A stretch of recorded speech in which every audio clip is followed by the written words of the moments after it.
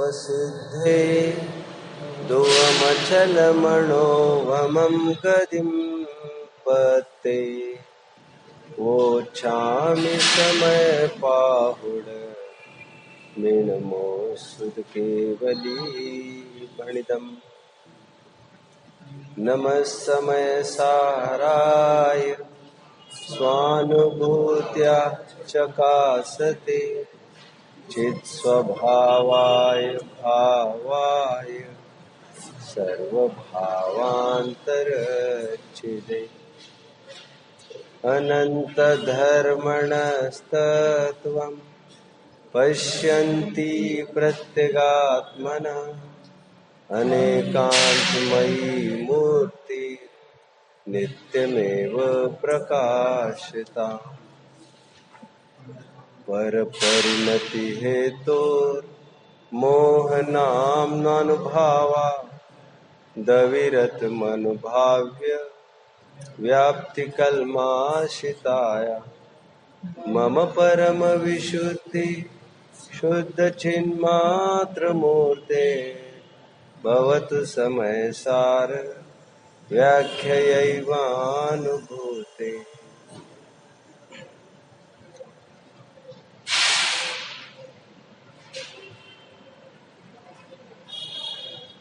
सच्ची सरस्वती तो हमारा विवेक है। हमारे अंतर में वास करने वाला सम्यक ज्ञान, वो हमारी यथार्थ सरस्वती। कदम कदम पर हमें हित अहित का बोध कराने वाली सरस्वती सचमुच अपने अंतरंग में विचरती है अथवा विचरना चाहिए। बाहर की सरस्वती तो काल आने पर छिन्न भिन्न हो सकती है, आग में भस्म हो सकती है, लुप्त हो सकती है, कुछ भी हो सकता है।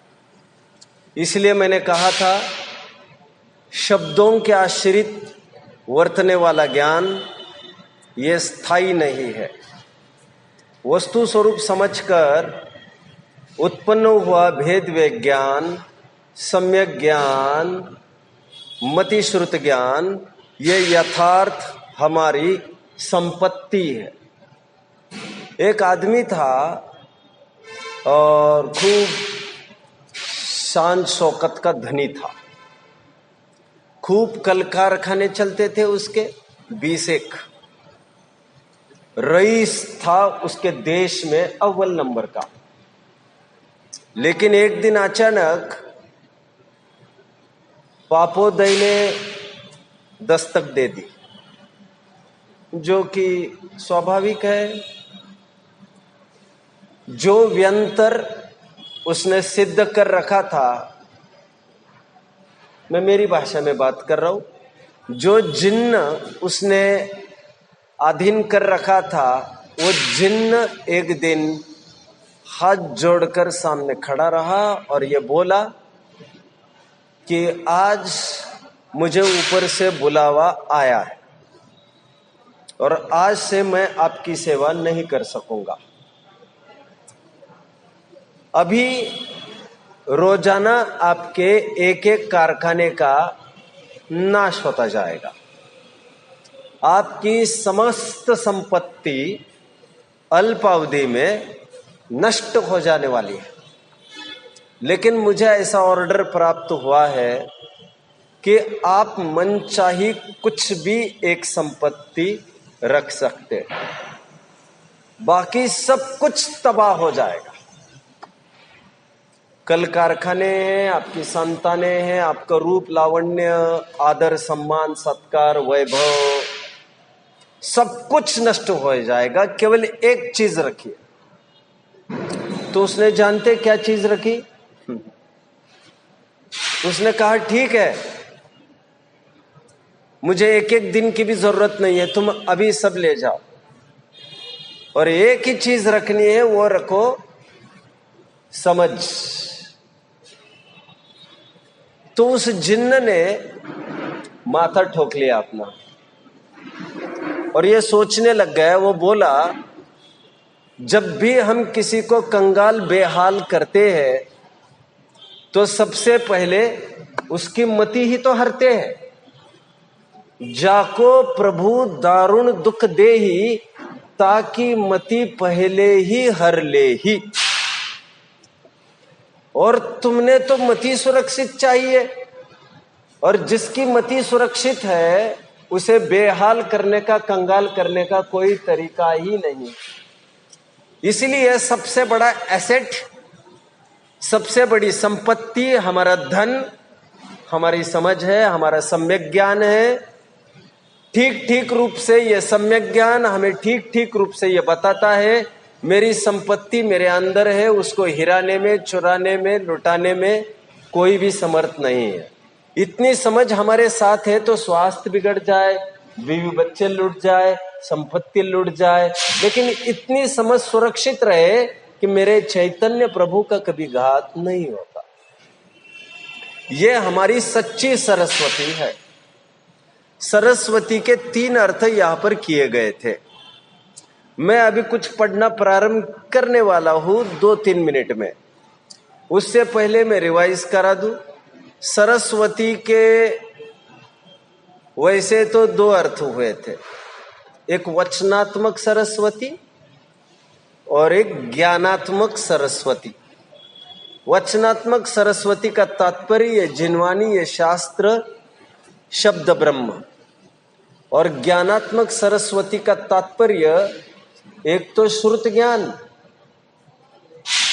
जो हमारे आत्म तत्व को और उपचार से वस्तु व्यवस्था को परोक्ष रूप से जान लेता है। अनेक तो केवल ज्ञान, जो अपनी आत्मा को तथा संपूर्ण विश्व को प्रत्यक्ष जान लेता है। इस प्रकार सरस्वती के 2 कहो अथवा 3 अर्थ कहो। एक वह सरस्वती जो वस्तु व्यवस्था और आत्म व्यवस्था दिखाती है, और एक वह सरस्वती जो आत्म तत्व को देखती है। यहाँ पर वस्तु व्यवस्था की बात न करके आध्यात्मिक परिवेश में प्रत्यगात्मन की बात कही है, जो आत्मा को देखती है। यहाँ पर 2 शब्द आए हैं, अनेकांतमयी मूर्ति और अनंत धर्मणस्तत्वम। अनेकांतमयी मूर्ति सरस्वती को कहा जा रहा है। मैं जिनवानी नहीं कह रहा हूं, यद्यपि मैं प्रारंभ में यह कह रहा था कि यह जिनवानी को नमस्कार वाला ये कलश है, बट जिनवानी कहकर हमारी बुद्धि पुद्गल की तरफ बढ़ जाती है। वाणी कहकर, वाणी क्या है? पुद्गल की पर्याय, भाषा वर्गना से परिणमित एक स्कंद है। तो वाणी कहकर ध्यान उस तरफ चला जाता है। इसीलिए सरस्वती शब्द का प्रयोग जयचंद जी कर रहे हैं, और उस सरस्वती के 2 अर्थ एक्चुअली सम्यक ज्ञान कर रहे हैं। वो सम्यक ज्ञान शब्दात्मक और सम्यक ज्ञान ज्ञानात्मक। आइए श्लोकार्थ पढ़ते हैं हम, आप सबके सामने है। अनेकांतमयी मूर्ति का क्या अर्थ बताया? सरस्वती।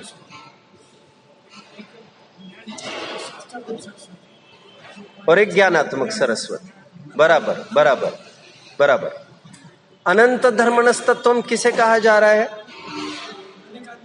अनंत धर्मणस्तत्वम मुझ प्रत्यगात्मन को कहा जा रहा है। ध्यान रखना, हर एक वस्तु अनंत धर्मात्मक है।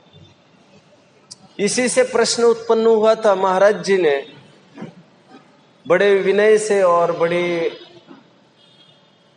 जिज्ञासा से ये प्रश्न पूछा था कि वे धर्म कौन से हैं? हम अनंत अनंत कहते, कुछ तो दिखाओ। उसका कुछ एक हमने सैंपल देखा था। हालांकि अनंत धर्म न कहने में आते हैं, भगवान के भी कहने में नहीं आ सकते, तो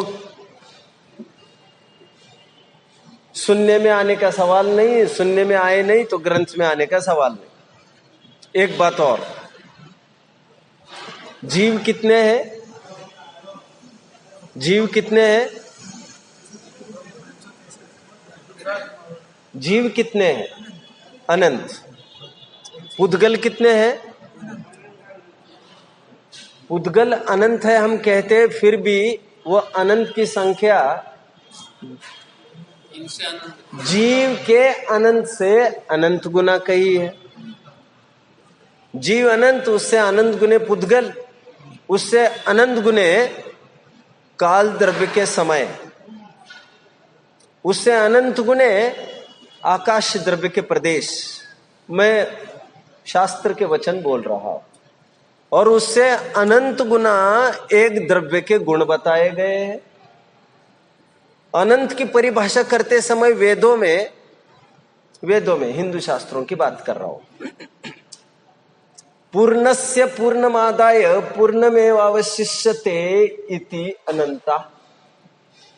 अनंत की क्या परिभाषा है वेद में पूछा तो वहां पर कहते हैं पूर्ण में से पूर्ण निकाला जाए फिर भी पूर्ण बचा रहता है, अनंत की वो संख्या है। एनीवे, हर द्रव्य में अनंत गुण बताए।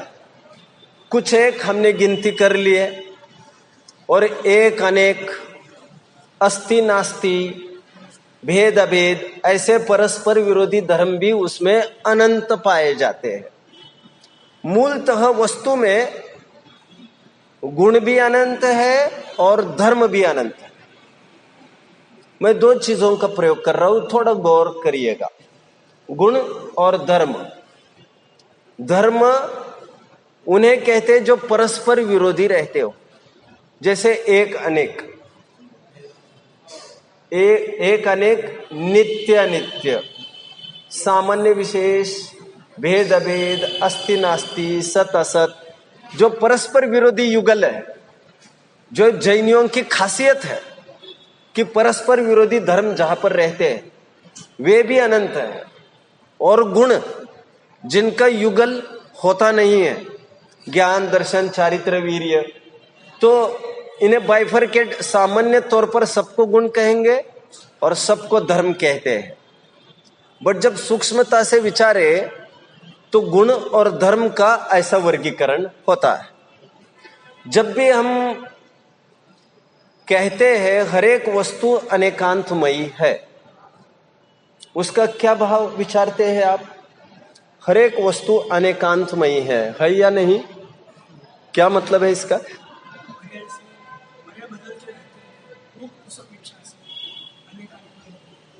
अनेकांत का शाब्दिक अर्थ क्या है महाराज जी? अनेकांत का शाब्दिक अर्थ क्या है?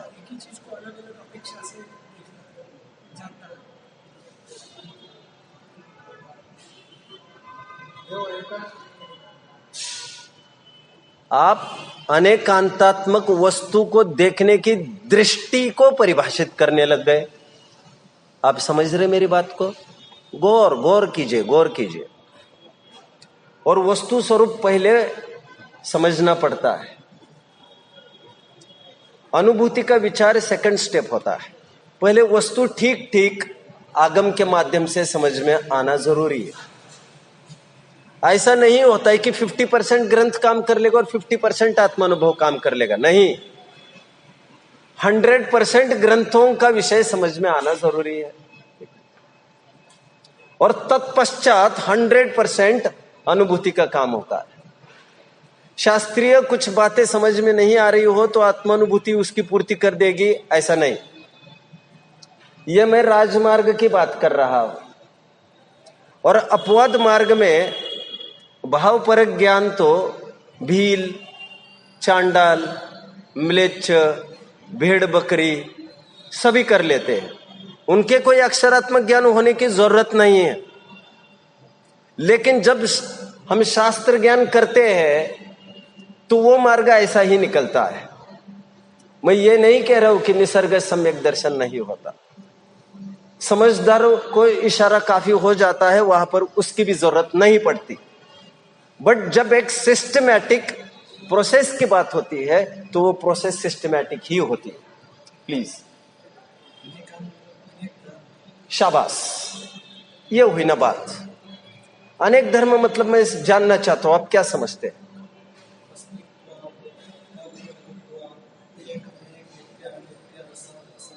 बहुत अच्छा। अब मैं थोड़ा मेरी भाषा में साफ साफ प्रस्तुत करता हूं इसे। अनेक प्लस अंत इज इक्वल टू अनेकांत, यह तो मूल सूत्र हुआ। अनेक का क्या अर्थ? जो एक नहीं सो अनेक, जो एक नहीं सो अनेक। मतलब कितना? मतलब वो 2 भी हो सकता है, 3 भी हो सकता है, 4, 5, 6 से लेकर अनंत तक हो सकता है। अब अनेक के स्थान पर मैं सबसे जघन्य अनेक को रखता हूं, तो उस फॉर्मूले में फिट करूंगा। और फिर मैं अनेक के स्थान पर उत्कृष्ट अनेक रखूंगा और फिर फॉर्मूला में फिट करूंगा और 2 चीजें आपके सामने रखूंगा। सबसे जघन्य अनेक कौन सा है? 2। होश में रहिए सभी। 2 अनेक प्लस अंत इज इक्वल टू अनेकांत। तो 2 अंत का अर्थ यहां लेंगे धर्म। 2 धर्म मतलब परस्पर विरोधी धर्म युगल जहां रहते हैं, ऐसी वस्तु को अनेकांतमयी वस्तु कहते हैं।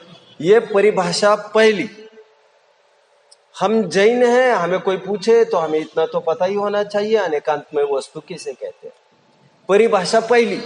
परिभाषा दूसरी, उत्कृष्ट अनेक किसे कहते हैं? उत्कृष्ट अनेक क्या है? उत्कृष्ट अनेक अनंत है। फोकस्ड रहिए, एकाग्र चित्त रहिए, मजा नहीं आ रहा है।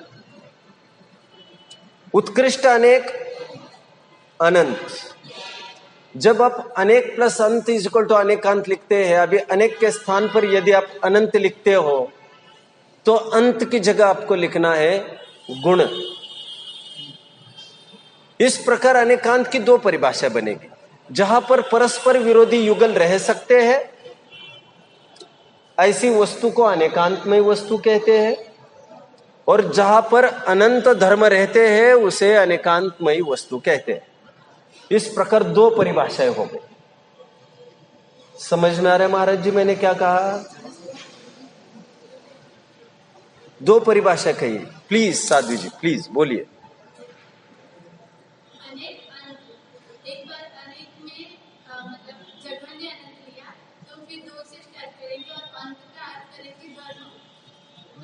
शाबाश शाबाश।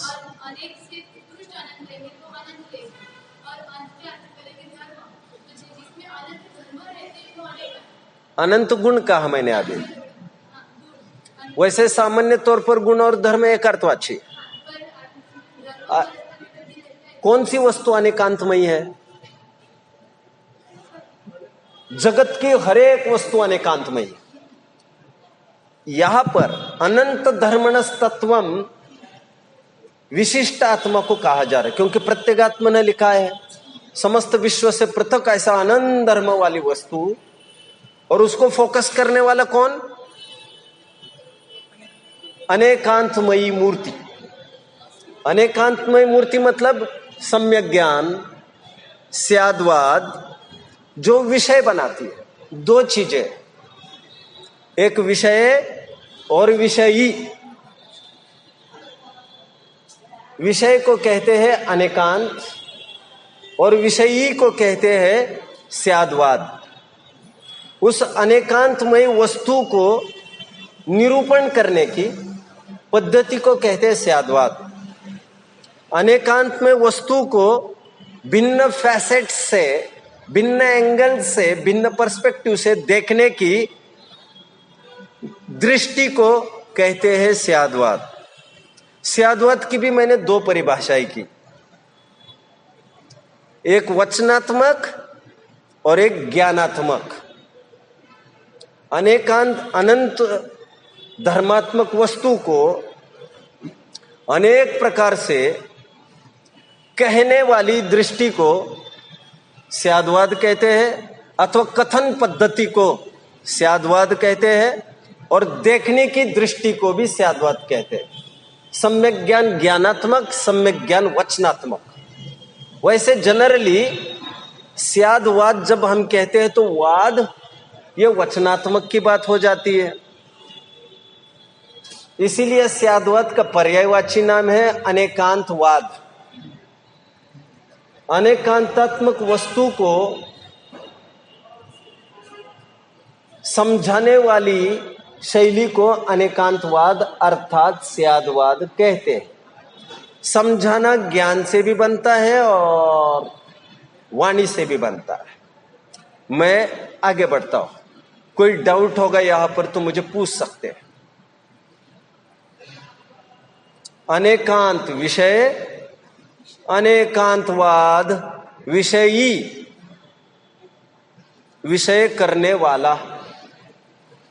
अनेकांत विषय, स्याद्वाद विषयी। स्याद्वाद और अनेकांतवाद ये पर्यायवाची शब्द है। अनंत, एक बार कलश को फिर से पढ़ेंगे, आगे बढ़ेंगे।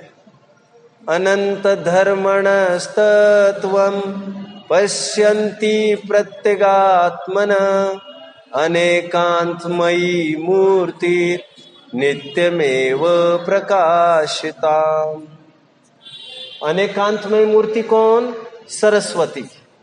सम्यक ज्ञान, सम्यक ज्ञान वचनात्मक भी होता है और सम्यक ज्ञान नाम ही जैसा कहता है ज्ञानात्मक तो वो है ही। अनंत धर्मणस्तत्वम कौन? इस प्रसंग में मैं। अभी हम पढ़ते हैं, देखिए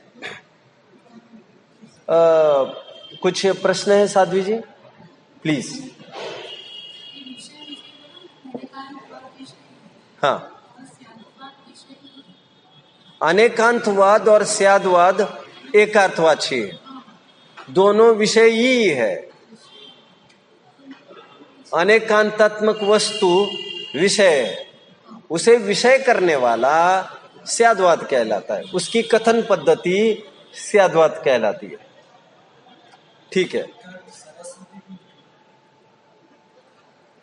क्योंकि अनेकांतमयी मूर्ति जो दिखाती है वो सम्यक ज्ञान, और सम्यक ज्ञान दो प्रकार का है, एक वचनात्मक है, ज्ञानात्मक। और लोक में ज्ञान के चिन्ह को सरस्वती कहते हैं। अभी सरस्वती की खुलकर चर्चा करने वाला हूं, थोड़ा रुकिए। सरस्वती क्यों कहते हैं वो भी सुन लीजिए पहले। यहां पर इस बात का खंडन किया जाने वाला है अभी कि लोक में जो सरस्वती की मूर्ति बनाई जाती है वो भ्रांति है लोगों की, वो मिथ्या है, काल्पनिक है, ये रूपक था ये, और लोगों ने ऐसा बना दिया। कैसे? अभी बताता हूं। पहले तो बाबा साहेब आम्बेडकर का नाम सुना है सबने, बहुत अच्छा, कॉन्स्टिट्यूशन मेकर। उन्होंने जब वे बौद्ध धर्म में आए थे, चाहते तो वे जैन धर्म में आना, बट ऐसा हो न सका। अभी मैं उसमें चर्चा नहीं करूंगा, बट उनके जो नियम बताए हैं उन्होंने, आई थिंक वे 22 नियम बताए, और खूब उनके फॉलोअर्स हो गए थे उस समय में, क्योंकि अनटचेबिलिटी, अस्पृश्यता अपने चरम सीमा पर थी। आप कुछ समझ रहे मेरी बात को? आपने एक फोटो भी देखी होगी जब बाबा साहेब आम्बेडकर हजारों जनों का नेतृत्व करते हुए एक नदी के किनारे जा रहे, फोटो देखिए कभी। ये वो टाइम था जब अछूतों को पानी को हाथ लगाने दिया जाता नहीं था। उन्होंने अस्पृश्यता निवारण के लिए काफी कुछ क्रांतिकारी काम किए। जब उन्होंने बौद्ध धर्म स्वीकार किया तो उन्होंने 22 नियम बताए कि यह सबको पालन करना चाहिए। 22वां नियम क्या है वो मैं आपको बता रहा हूं। कोई भी गणपति, अब तो समय बेहतर समझते होंगे, कोई भी गणपति, लक्ष्मी आदि आदि आदि कल्पित मूर्ति की पूजा नहीं करेगा। वे आखिर तक इस बात को मानते रहे, मनवाते रहे, गणपति नाम की कोई वस्तु ही नहीं है। शंकर वगैरह की जो मूर्ति बनाई जाती है, ऐसी तो कोई वस्तु ही नहीं है। यह तो लोगों के कल्पना की उपज है, उपज। और इसलिए उन्होंने वो कभी भी गणपति वगैरह को कभी भी प्रमोट नहीं करते थे। ये किसी के आइडिया में है, आपके आइडिया में नहीं। वे कहते थे ये सब रूपक था, रूपक। जैसे गणपति है, मैंने तो 1-2 घंटे इस पर बोला भी है, अभी तो मैं कुछ नहीं बोलूंगा। हमारे ग्रंथों में इस बात की पुरजोर सिद्धि हुई है कि गणधर, और ये जो गणधर होते हैं वे ही गणपति होते हैं। एनीवे, बट जो दिखाया जाता है कि गणपति का पेट बड़ा है, एक्चुअली ऐसी कोई वस्तु ही नहीं है। पेट बड़ा का तात्पर्य इतना ही है कि जिसका पेट बड़ा है का मतलब इसको कोई भी बात पच जाती है। बात मतलब रोटी की बात नहीं कर रहा हूं मैं, केवल ज्ञान का प्रतीक है ये। जानते पूरे लोकालोक को है और टस से मस नहीं होते, इनको कुछ फर्क ही नहीं पड़ता। इनके अपने नजदीक खून के रिश्ते जलते झुलसते जा रहे, उनको कोई फर्क नहीं पड़ता। इनके नजदीकों को ट्रॉफी मिल रही, इनको कोई फर्क नहीं पड़ता। भगवान उसी को कहते हैं ना जो वीतरागी हो, जानते सब कुछ है लेकिन प्रभावित होते नहीं। प्रभावित होते कुछ भी नहीं है लेकिन जानते सब कुछ है। थोड़े भी प्रभावित होने लग जाए तो उनका भगवान का पद ही कोलैप्स हो जाएगा। वितरागता के आधारशिला पर खड़े हैं वे। गणपति के कान बड़े बड़े हैं, क्यों? और सूंड है, सूंड मतलब मुंह बहुत छोटा है, क्यों? बोलो कम, सुनो ज्यादा। क्या है वो, एक नीति कहते हैं हम,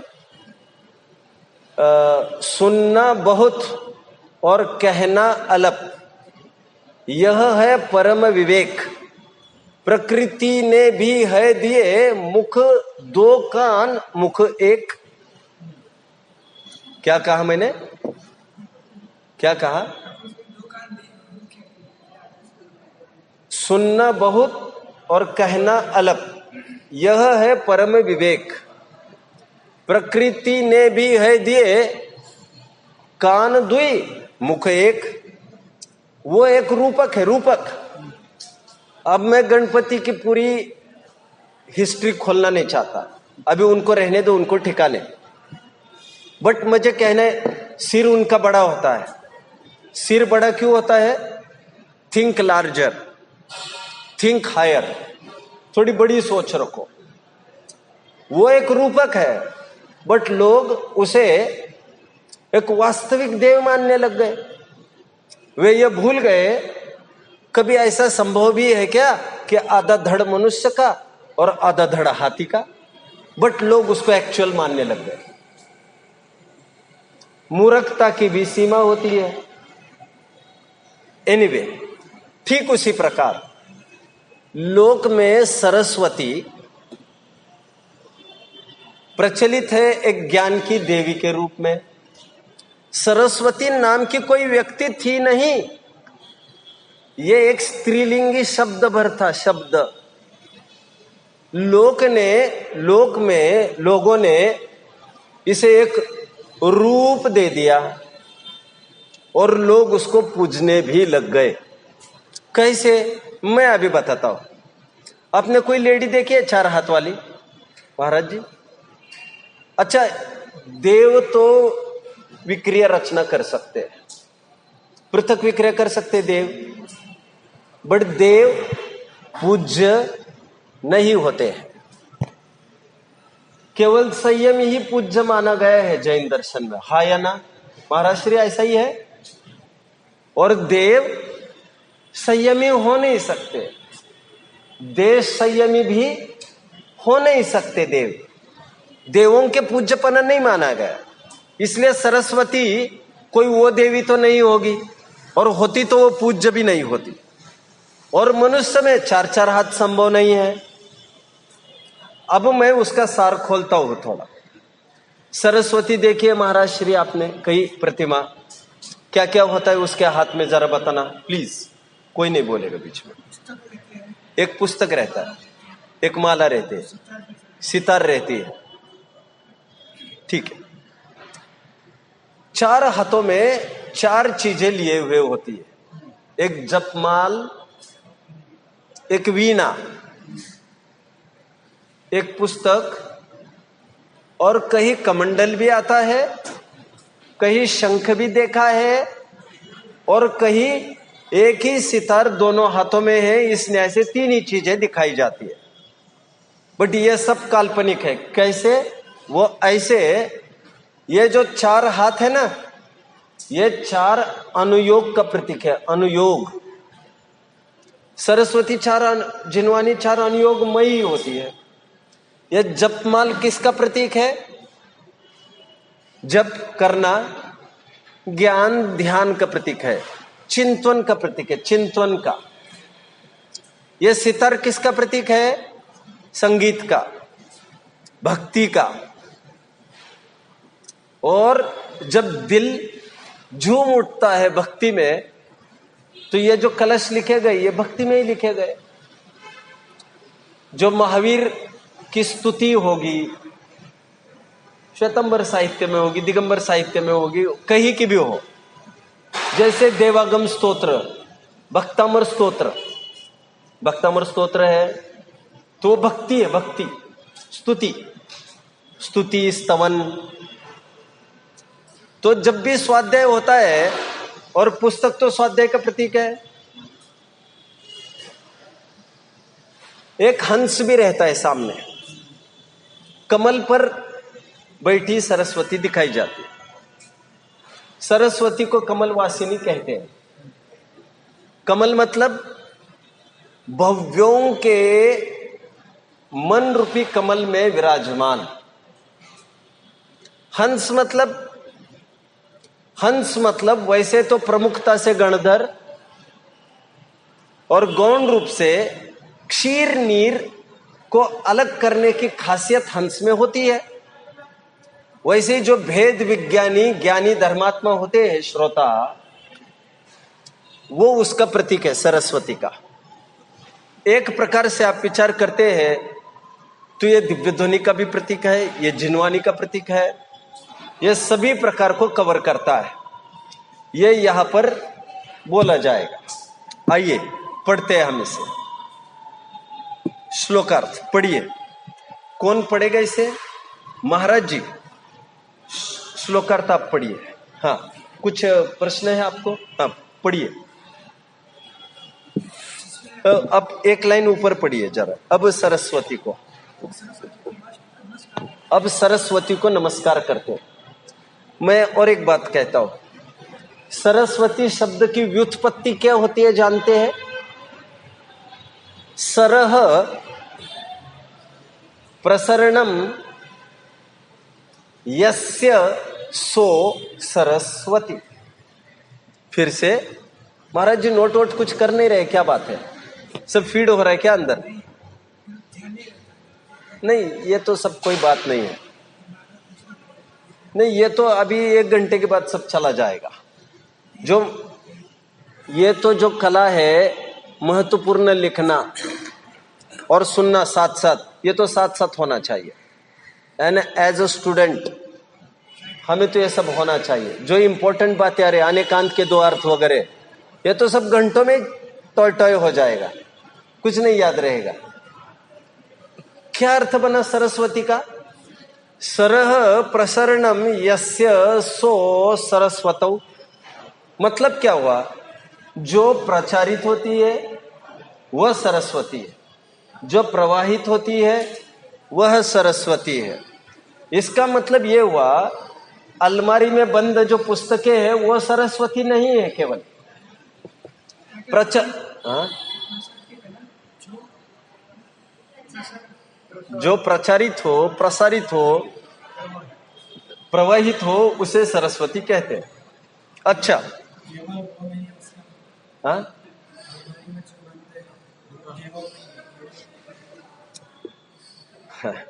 जो जिनवानी में बंद है लॉकअप में और दीमक उसे खाए जा रही है, that is not Saraswati. Saraswati वो है जो प्रचारित होती रहना चाहिए।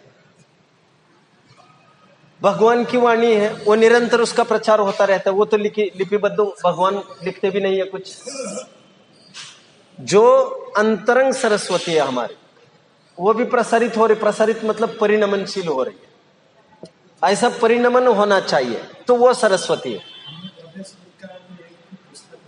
राइट। अलमारी बंद वह पुस्तक जिसको दीमक खा रही है, वो सरस्वती नहीं है। वो पढ़ने के लिए है बेटा। तुम पढ़ोगे नहीं तो कैसे उसको सरस्वती संज्ञा ही नहीं मिलेगी। सरस्वती की व्युत्पत्ति में किया जा रहा है, जो प्रवाहित होती रहे। यहां पर भावना भाई जा रही, नित्यमेव प्रकाशताम की बात कर रहे हैं, तो उस भावना के अनुरूप इसको सरस्वती कह रहे हैं। आपका प्रश्न था इसे सरस्वती क्यों कहा? क्योंकि मूल ग्रंथकार ने सरस्वती शब्द का प्रयोग नहीं किया।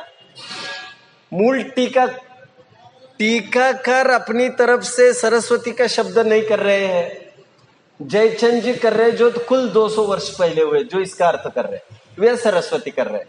तो सरस्वती का तात्पर्य जो प्रचारित होती रहे, इसलिए उनको सरस्वती शब्द बहाया होगा।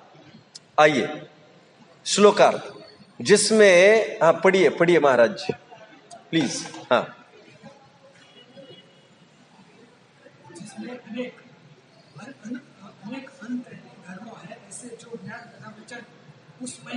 अच्छा, अंत का अर्थ धर्म, यह एक हमारा एक कहना चाहिए एक टर्म है। अंत का अर्थ लास्ट, ऐसा तो लोक में होता है, बट हमारे यहाँ अंत का एक अर्थ धर्म गुण भी बताया है। हाँ पढ़िए। ऐसे जो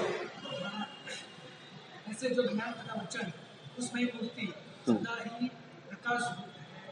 आपने ये बात सुनी है कि नए नए शब्द सुना है? नए नए वचनात्मक होते हैं कि ज्ञानात्मक होते हैं?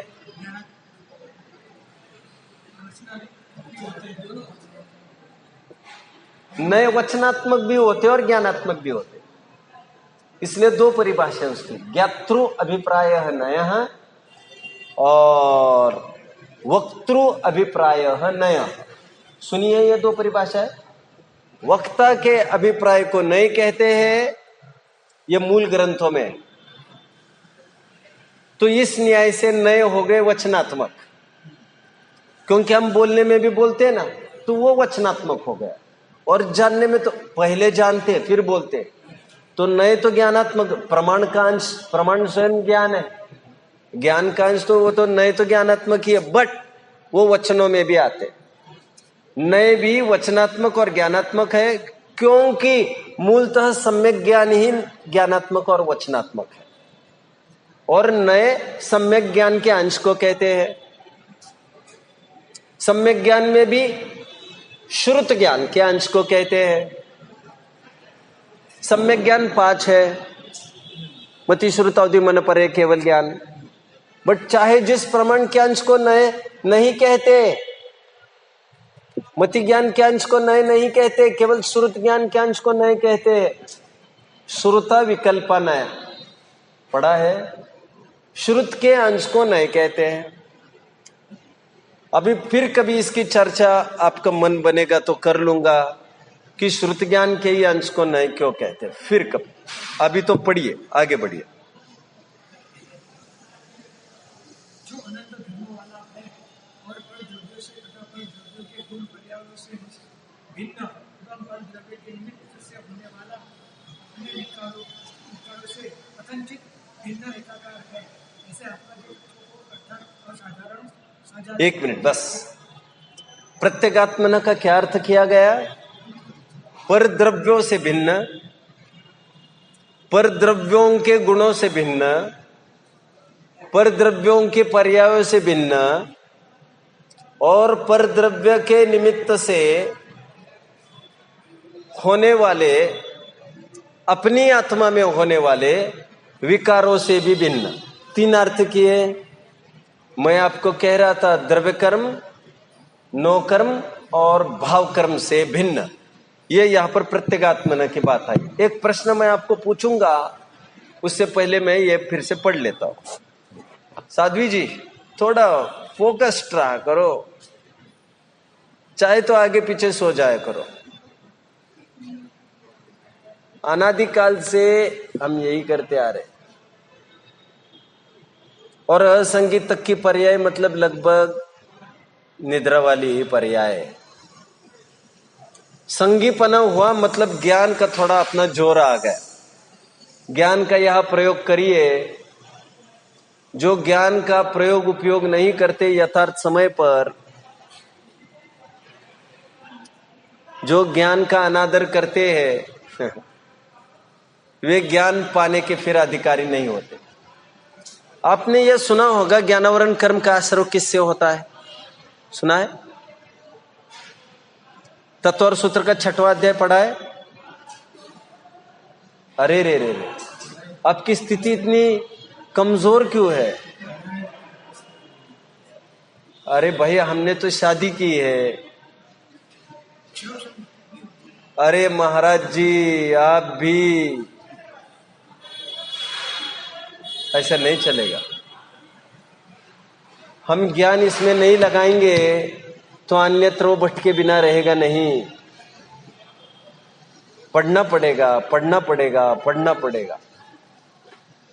मैं हमेशा ये समाजों में कहता रहा हूं, जब तक निर्ग्रंथ ना बने तब तक ग्रंथ ही एक सहारा।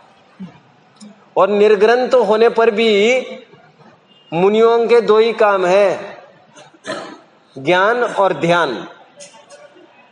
ज्ञान मतलब ध्यान की तैयारी। एक तो ध्यान करिए, नहीं तो ध्यान की तैयारी करिए। और ध्यान की तैयारी के लिए ज्ञान के अलावा और दूसरा कोई उपाय नहीं। ग्रंथ में डूबे रहना चाहिए। एनीवे, मैं आपको ये बोल रहा था 6वें अध्याय तत्व और सूत्र में आश्रव के कारण कर्मों का आश्रव कैसे होता है। तत्प्रदोष निन्नव मात्सर्य अंतराय साधना उपघाता ज्ञानावरण दर्शनावरण यो हो नहीं पता। ओ असातव्यज्ञ का आश्रव कैसे होता है? वध बंध शोक ताप आक्रंदन वगैरह है ना ये सबका। तो ये सब रटने के लिए थोड़ी याद किया साध्वी जी। सातव्यज्ञ का आश्रव कैसे होता है?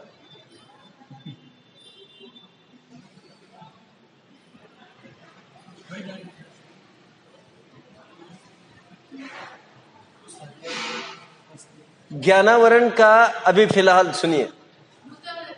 हाँ, भूत वृत्ति अनुकंपा दान आदि आदि। सातव्यज्ञ के आश्रव के कारण, ज्ञानावरण का आश्रव का कारण कहे तत्प्रदोष निन्नव मात्सर्य आदि आदि आदि। टीकाओं में क्या लिखा है मालूम? टीकाओं में साफ लिखा है दिन में सोना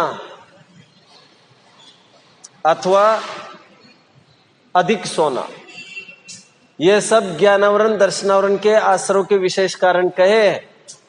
तुम्हें नहीं चाहिए ना तो छीन लेते। फिर मूल ग्रंथों में ये ज्ञानावरण का आश्रव कैसे होता है पढ़ लीजिएगा। एनीवे, थोड़ा सजग रहिए तो मुझे भी अच्छा लगेगा।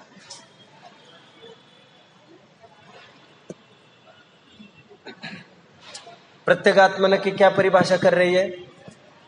पर द्रव्यों से भिन्न, पर द्रव्यों के गुणों से भिन्न, पर द्रव्यों की पर्यायों से भिन्न और पर द्रव्यों के निमित्त से अपनी आत्मा में होने वाले विकार राग द्वेष से भी भिन्न। लेकिन यह कथनचित भिन्न बोल रहे हैं। पढ़िए पढ़िए क्या लिख रहे हैं? जिसमें अनेक धर्म है ऐसे, जो ज्ञान और वचन उसमें मूर्ति सदा ही प्रकाश रूप हो, जो अनंत धर्मों वाला है और पर द्रव्यों से तथा पर द्रव्यों के गुण पर्यायों से भिन्न एवं पर द्रव्यों के निमित्त से होने वाले अपने विकारों से कथनचित भिन्न एकाकार है, ऐसे आत्मा के तत्व अभी उसकी बाद में चर्चा करेंगे। प्रत्येगात्मा की क्या चर्चा, क्या बात हुई?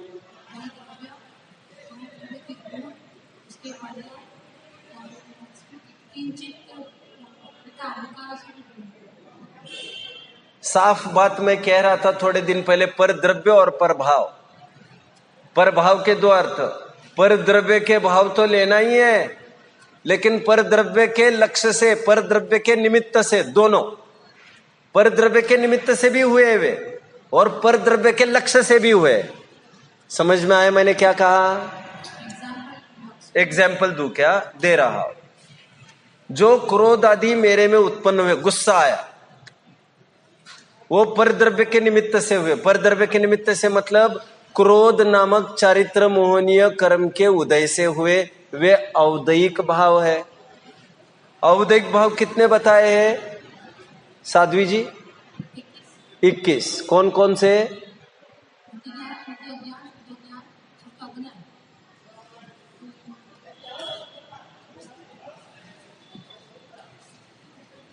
औदयिक भाव कौन से बताए? आप क्या बोलने लग गए? गति, गति, कषाय, लिंग, मिथ्या दर्शन, अज्ञान, असह्यता, सिद्धत्व, लेशा, यह कर्म के उदय से होने वाले भाव है, जिसमें मूल में अभी ले रहा हूं कषाय, मिथ्या दर्शन, अविरति, यह सब बताए। अभी कषाय की मैं बात कर रहा हूं। अथवा मिथ्या दर्शन और अविरति सब ले लीजिए। इसमें यह पर द्रव्य के निमित्त से उत्पन्न हुए हैं और पर द्रव्य के लक्ष्य से, मतलब पर द्रव्य के निमित्त से मैंने द्रव्य कर्म लिया और पर द्रव्य के लक्ष्य से उत्पन्न हुए, मतलब यहां पर नो कर्म लेना है। क्योंकि जीव की दृष्टि जब बाहर गई, आत्म स्वरूप से चिक गया, तो उसको राग द्वेष उत्पन्न होता है। गाली दी इसलिए गुस्सा आया, ऐसा नहीं। मैं मेरे घर से बाहर निकला इसलिए गुस्सा आया। बहुत सुंदर सूत्र का प्रयोग किया आचार्य देव ने।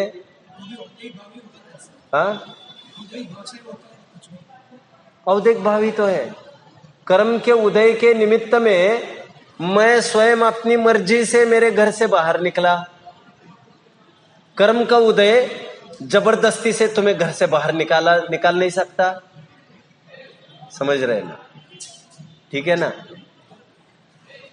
मेरी इजाजत के बिना मेरे में कुछ भी नहीं हो सकता।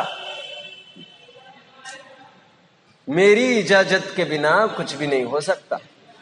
अब मैंने खुली इजाजत दे दी है मुझे लुटने पिटने की, तो फिर उसमें क्या कहूं?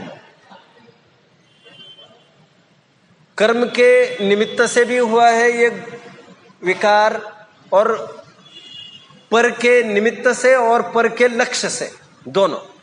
लक्ष्य मतलब मैंने बाहर लक्ष्य किया और ये औदयिक भाव पैदा हो गया। लेकिन द्रव्य कर्म और नो कर्म से आत्मा तो सर्वथा भिन्न है, अत्यंत अभाव है। अभाव पड़ा है, अभाव पड़ा है। चार अभाव, चार अभाव बोल के दिखाइए साध्वी जी। बहुत अच्छा, आपकी पढ़ने में रुचि अच्छी है, यह अच्छा है। यह आपको आपके दीक्षित मार्ग में सुरक्षित रख पाएगा। जिस समय में आप इससे हटे, आपके असुरक्षा और दुर्घटना के सभी अवसर खुल जाएंगे। चार अभाव कहे हैं, प्राग भाव, प्रध्वंस भाव, अन्योन्य भाव, अत्यंत भाव। मेरा तो ये विषय है नहीं, जब मौका आएगा देख लेंगे। अभी तो मैं ये कह रहा हूं, द्रव्य कर्म और नो कर्म मेरी सत्ता से ही भिन्न है। शरीर मेरी सत्ता से टोटली भिन्न है। मेरा और उसका कुछ भी वास्ता नहीं है। निमित्त नैमित्तिक संबंध जरूर होता है। अंदर में गुस्सा आया तो यहां आंख लाल होती है, अंदर में हास्य होता है तो यहाँ पर थोड़े से गाल ओठ फूल जाते हैं। बाहर में ऐसा दिखता है, निमित्त नैमित्तिक संबंध घना है। इसीलिए तो अज्ञानी को भ्रम होने के अवसर होते। लेकिन जैसे द्रव्य कर्म और नौकर्म मेरे से सर्वथा भिन्न जुदे, लेकिन मेरे अंदर में उत्पन्न होने वाले मोह राग द्वेष को यहां पर क्या कह रहे हैं? कथनचित भिन्न कह रहे। क्या कहा?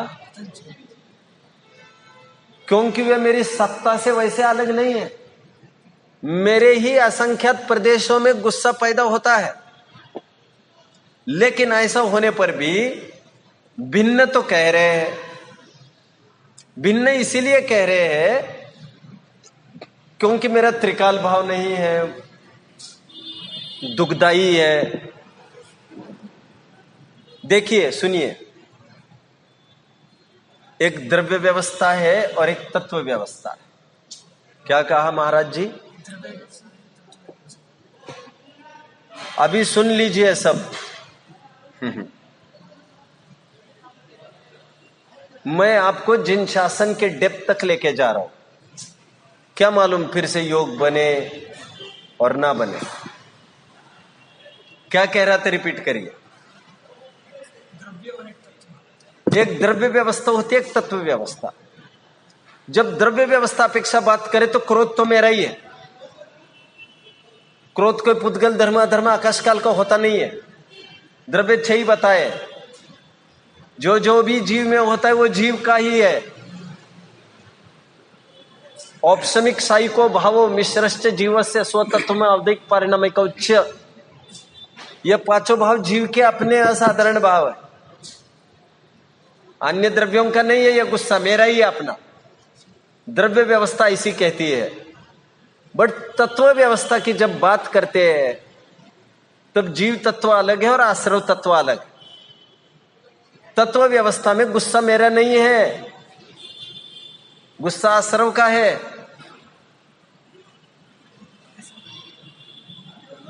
फिर किसका है गुस्सा? तत्व कितने हैं? 9 अथवा 7। मैं झगड़े में नहीं पड़ना चाहता, दोनों विवक्षा है। लेकिन राग द्वेष किस में लेंगे आप? आश्रव बंध में लेंगे कि नहीं? और एक बात, आप अभी आश्रव बोले, आश्रव शब्द नहीं है, आश्रव, आश्रव। और लिखते समय में भी हम गलती कर जाते हैं, श्र लिखते हैं। वह स है स, और स को लिखना है आश्रव, आश्रव नहीं। जैसे आश्रय, आश्रम लिखते हैं वैसे आश्रव नहीं लिखना है। आश्रव है आश्रव। हम आज के विद्यार्थी कल के शिक्षक है। समाज को फ्रेम स्ट्रक्चर करने वाले हैं हम। हमें गाफिल होकर नहीं चलेगा। समाज हमारी तरफ कुछ अद्भुत दृष्टि से देखती है, कुछ अपेक्षा भी करती है। वैसा नहीं चलेगा अभी। और बुद्धिहीनता से कुछ भी नहीं आता होता चलता, क्योंकि वितरकता ही जीवन है। बट ऐसा नहीं है, हमारे पास खूब खाली समय है ना, हम कोशिश करें तो हो सकता है ना, अवळापन सवळा थशे ना।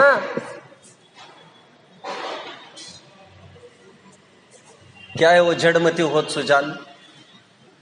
करत करत अभ्यास के, लिखो लिखो,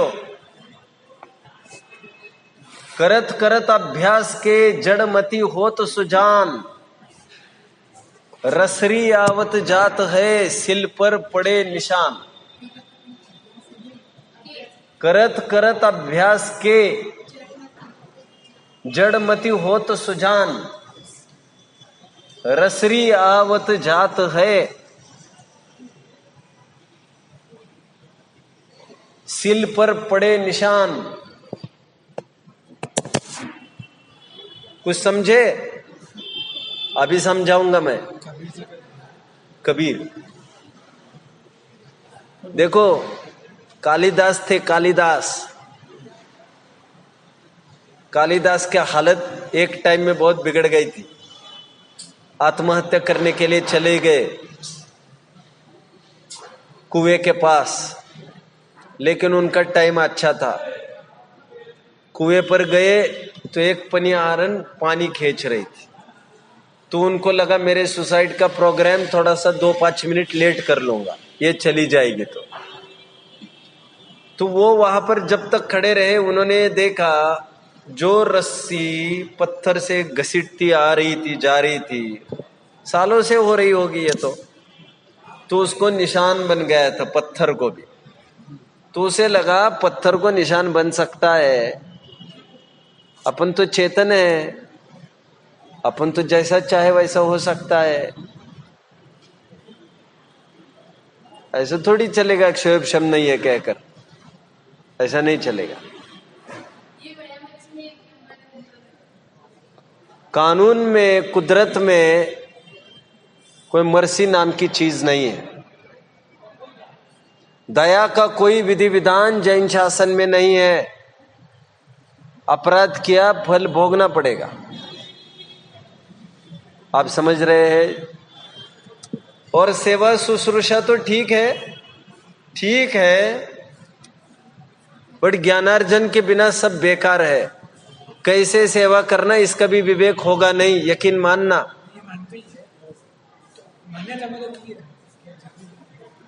और अब पक्का करो, मुझे तो आगम का अभ्यासी बनना है, दीक्षा ली है, अब सार्थक करना है, दिमाग में बसा लो आप। और फिर कभी मिलेंगे तो फिर बात कर लेंगे अपन। आगम कालिदास भी आगम का पारगामी हो गया था बाद में। अरे टाइम की बात होती है। कालिदास जिसको कुछ भी नहीं आता था, संस्कृत की एक लाइन नहीं बोल सकता था, आज लाखों जन पीएचडी कर रहे, उनके थीसिस, उनके मेघदूत, रघुवंशम, कुमार संभव जैसे महानाटक पर, महाकाव्यों पर, कवि। ठीक है, चलो कालिदास के गुणगान छोड़िए, बोलो। हाँ हाँ, जिसका साथ अभेद होता है तो नित्य रहेगी चीज, बराबर। नित्य रहेगी तो सिद्ध बनेंगे, तो फिर अभेद होता है तो ऐसे प्रश्न पूछते रहो, ये चलेगा मुझे, लेकिन मुझे आंख लगी हुई चलेगा नहीं। बिल्कुल आंख लगेगी तो मैं गाड़ी ठोक दूंगा सीधी कहीं भी। ड्राइवर अपने पास उसी को बिठाता है, भैया सोना हो तो चलो पीछे बोलता है। हाँ सुनिए, मैं क्लियर करता हूं। द्रव्य कर्म और नो कर्म अपने से सर्वथा भिन्न है, इसमें कोई शक। शरीर चला जाता है छोड़कर, लेकिन जीव का कुछ भी अंश जाता है क्या? और आज भी उतना ही अलग है जितना मरण के काल में अलग दिखता है। हा या ना? द्रव्य कर्म और नो कर्म की तो सत्ता प्रदेश ही अलग है, वे सर्वथा भिन्न है। बट यहां पर कह रहे जो राग द्वेष अपने में उत्पन्न हुए उसको कथनचित भिन्न कह रहे। कथनचित भिन्न इसीलिए कह रहे हैं, सर्वथा भिन्न कह नहीं सकते, क्योंकि उसमें स्पर्श रस गंध वर्ण तो है नहीं जो इसको पुद्गल के कहे जाए, है तो वो चैतन्य के चारित्र गुण की पर्याय। लेकिन कथनचित इसलिए बोल रहे हैं क्योंकि जिसे छोड़ना होता है उसे ये मेरा नहीं ऐसा पहले बोलना होता है। समझ रहे मेरी बात को? अभी समझाता हूं। जब भी विवाह होता है तब लड़की लड़का दोनों एक दूसरों को मन से अपना स्वीकार करते। पहले मन से स्वीकार होता है, वो लड़की आनंद से झूम उठती है, मेरे पिताजी ने तो मेरा विवाह रामचंद्र जी से करा है। आपके दिमाग में हल्की भावना न आए इसलिए मैं प्रथमान योग के उज्जवल उदाहरण ले रहा हूं। सुलोचना के मन में है मुझे तो जय कुमार से शादी करनी है। मैना सुंदरी के मन में यह है कि मेरे तो पति तो चरम शरीरी है, मेरी तो लॉटरी लग गई सा। ये कोड़ी फोड़ी तुमको दिखते होंगे तुम्हारी चमड़ी की दृष्टि से, अरे एक भव लास्ट भव है और मुझे उनका योग बनेगा इस बार। एनीवे, कभी भी पहले मानसिक स्तर पर एकता स्थापित होती है, तभी फिजिकली एक हो पाते हैं, हा या ना। ठीक उसी प्रकार जितने जनों का डिवोर्स हुआ होगा, डिवोर्स होता है ना, तलाक, उन्होंने पहले कभी मन में सोचा होगा मैं इसके बिना भी रह सकूंगी, फिर मुंह से बोला होगा, तभी तो एक्शन में आया होगा। राग द्वेष को डिवोर्स देना है, क्योंकि हमें पता चला इसके कारण हमारा जीवन दुभर हो रहा है। राग द्वेष को अलग करना है तो पहले क्या सोचना पड़ेगा, ये मेरे नहीं है, ये मेरे घातक है, इनके साथ मुझे नहीं रहना है, मुझे अलग रहना है, इनका मेरा कोई संबंध नहीं है। ऐसा बार बार सोचना पड़ेगा, विचार करना पड़ेगा, मंथन मनन निर्णय करना पड़ेगा। तो इस न्याय से यहां पर बोला जा रहा है कि वे मेरे से कथनचित भिन्न है। आप समझ रहे हैं। मैं एक दिन यह कह रहा था, आपको प्रश्न अवसर दूंगा। मैं एक दिन यह कह रहा था, क्या कोई बात है? मैं एक दिन यह कह रहा था, जो शुद्धात्मा है, समय सार है, हमारा ध्रुव्य है, अनादि निधन ज्ञानानंदमय जो मेरा स्वरूप है, वो अपरिणामी। मैं ये कह रहा था इस समय सार में अपरिणामी आत्मा दिखाना चाहते हैं, कहा था। लेकिन अपरिणामी का अर्थ तो वितराग पर्याय से भी भिन्न होता है, हा या ना। जो पर्याय से ही भिन्न है तो आश्रवबंध की कहा बात है, वहां पर तो संबंध निर्जर मोक्ष से भी तो भिन्न है। लेकिन यहां पर केवल आश्रव से भिन्न बताया, विकारी भावों से भिन्न बताया कथनचित। कितने जन समझ रहे मेरी बात को? जबकि प्रत्येगात्मन का अर्थ कायदे से तो यह होना चाहिए था पर्यायों से भिन्न, लेकिन यहां पर आश्रवों से कथनचित भिन्न बोल रहे। ऐसा क्यों?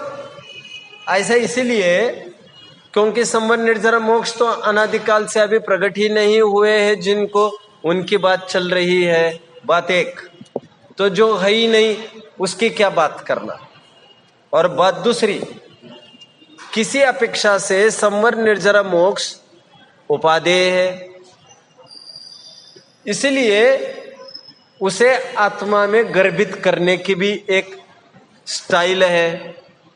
राग द्वेष मेरे नहीं, क्योंकि वे मुझे नहीं चाहिए। ऐसा कड़काई से बोलते समय ये भाषा अपने 8 नए पढ़े हैं, 8 नए नहीं, निश्चय और व्यवहार के भेद प्रभेद, सद्भूत असद्भूत व्यवहार नए पढ़े हैं। मैं 2-4 दिन में आपको आजमा लूंगा, आप सब देख दाख कर आ जाइएगा। 8 नए हैं ना? अध्यात्म के 8 नए, उपचरित सद्भूत व्यवहार नए, अनुपचरित सद्भूत व्यवहार नए, उपचरित सद्भूत, अनुपचरित सद्भूत, अशुद्ध निश्चय नए, एक देश शुद्ध निश्चय नए, साक्षात शुद्ध निश्चय नए, परम शुद्ध निश्चय नए। पढ़ा है ना महाराज? वैसे तो पढ़ा है, और इसको पढ़े बिना तो काम, इसको समझे बिना काम ही नहीं होगा। अरे इतने गाफिल मत हो।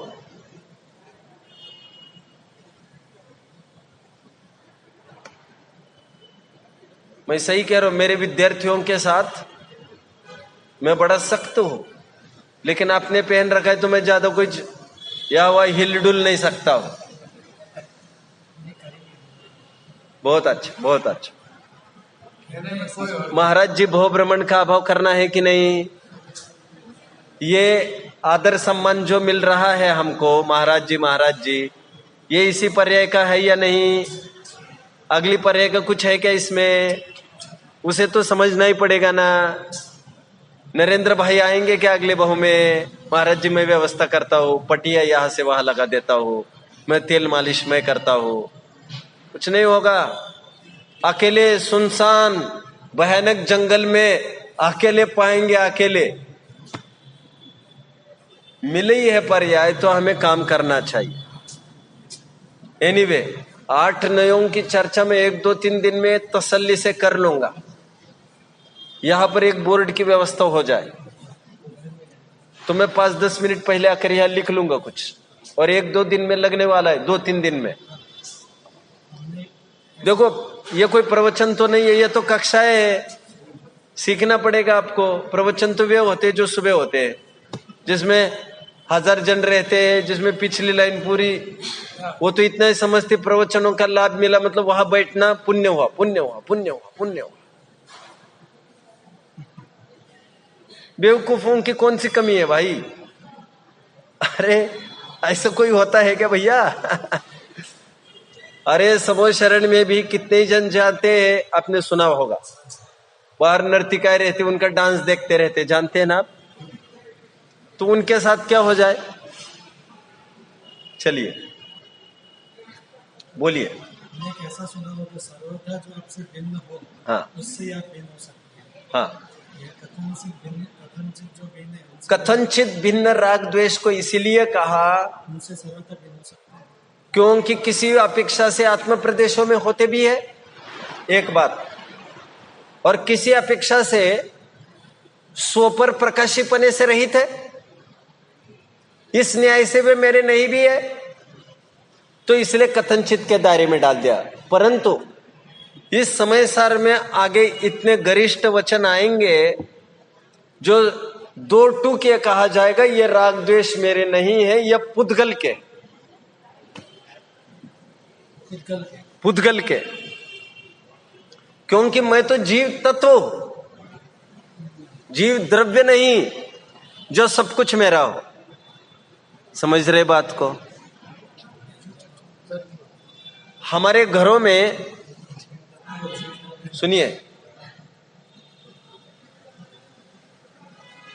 हमारे घरों में हम सबको घर दिखाते हैं, ये इतने का सोफा, ये इतने की खिड़की, ये इतने का पंखा, सब दिखाते हैं।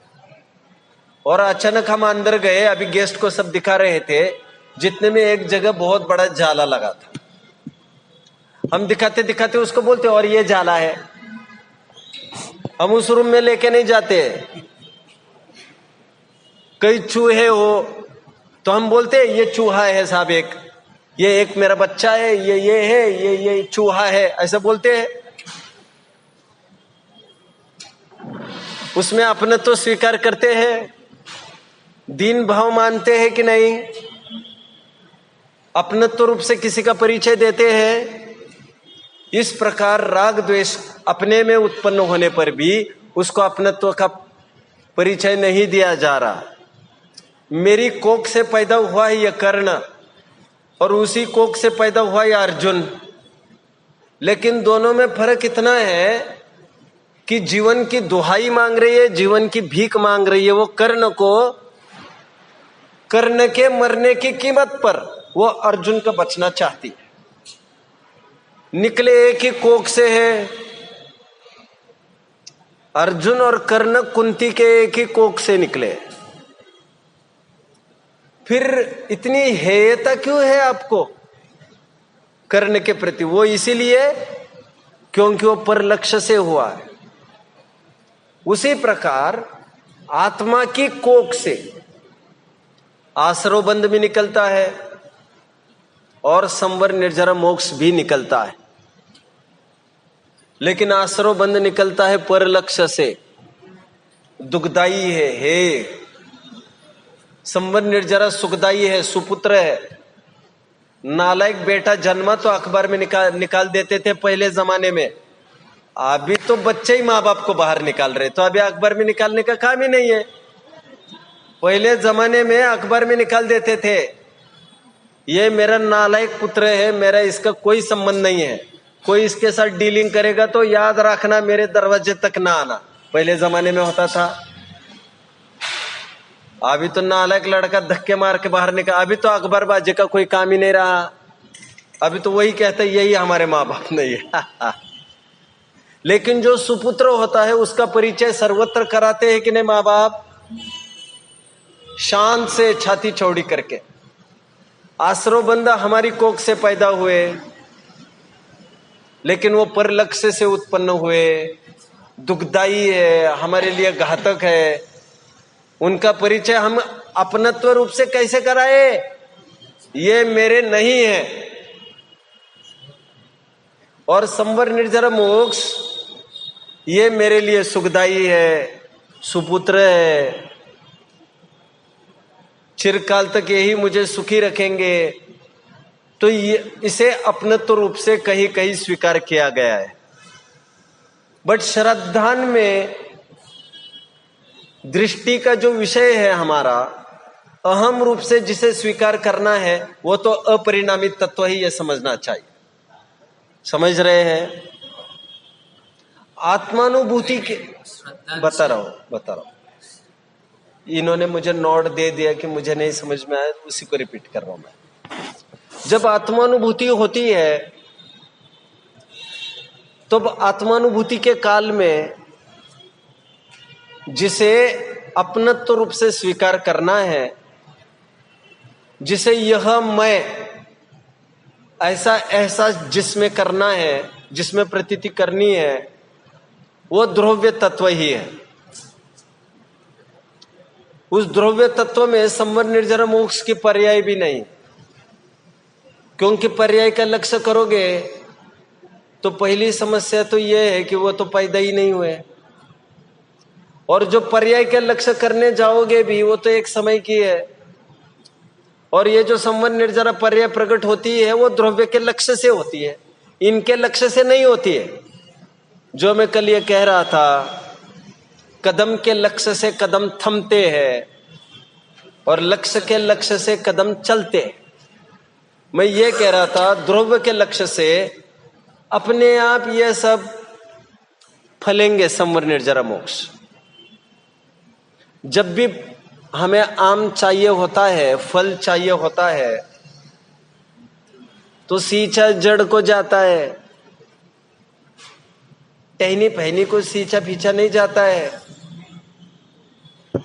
ध्यान केंद्रित जड़ की ओर होता है। एक सादे सब सदे, सब सादे सब जाए, रही मन मूल ही सींची वो, फले फूले अगाए। ध्रुव्य का लक्ष्य करने से यह पर्याय तो वैसे ही प्रकट होगी। बट जो आत्मानुभूति के अलावा का काल है, जो विकल्प का काल है, निर्विकल्प दशा नहीं है, उस सविकल्प दशा में ऐसा निर्णय होता है कि संवर निर्जरा उपादेय ये मेरे काम की है, इसे मुझे प्रकट करना है। और ज्ञान में ये भी निर्णय है कि वो ध्रुव्य के लक्ष्य से हो। मुझे फल चाहिए, फल चाहिए, फल चाहिए, फल चाहिए, ऐसे जाप करो अथवा न करो, उससे कोई फर्क नहीं पड़ता। फर्क पड़ता है जड़ को सींचने अथवा न सींचने से। यदि जड़ को सींच रहे हो तो जाप न करने पर भी फल आएंगे, और जड़ नहीं सींचोगे तब जप करने पर भी वो काम नहीं हो। तो संवर निर्जरा चाहिए के रटन से संवर निर्जरा उत्पन्न हो नहीं जाती। मोक्ष मार्ग चाहिए रटने से, सोचने से काम नहीं हो जाता। सविकल्प हालत में सोचना बनता तो है, बट जब निर्विकल्प अवस्था होती है वहां पर सोचने का भी विश्राम होता है, और संवर निर्जरा की चाह भी वहां खत्म होती है। निर्विकल्प दशा कहते उसको है जहां पर कुछ चाहना होता ही नहीं है। एक बहुत सुंदर छंद है अकलंग स्वामी का, स्वरूप संबोधन स्तोत्र का। मेरा बस चलता तो लिख कर दिखाता, बट बस चल नहीं सकता अभी मेरा। चलेगा, बोर्ड आने दीजिए। यस्य मोक्ष, मैं यस्य मोक्ष अनाकांक्षा, सुनो लिख रहे हैं, ये बहुत अच्छी योग्यता है आपकी। यस्य मोक्ष अनाकांक्षा स्वरूप संबोधन स्तोत्र का है, अकलंक स्वामी, 8वीं सदी का ग्रंथ। यस्य मोक्ष अनाकांक्षा तस्य मोक्ष अधिगच्छति इत्युक्त्वात् हितान्वेषी,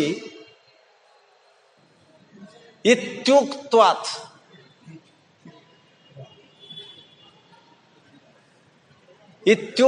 हितान्वेषी कांक्षा क्वापि न योजयेत। हितान्वेषी इत्युक्त्वात् हितान्वेषी कांक्षा क्वापि न योजयेत।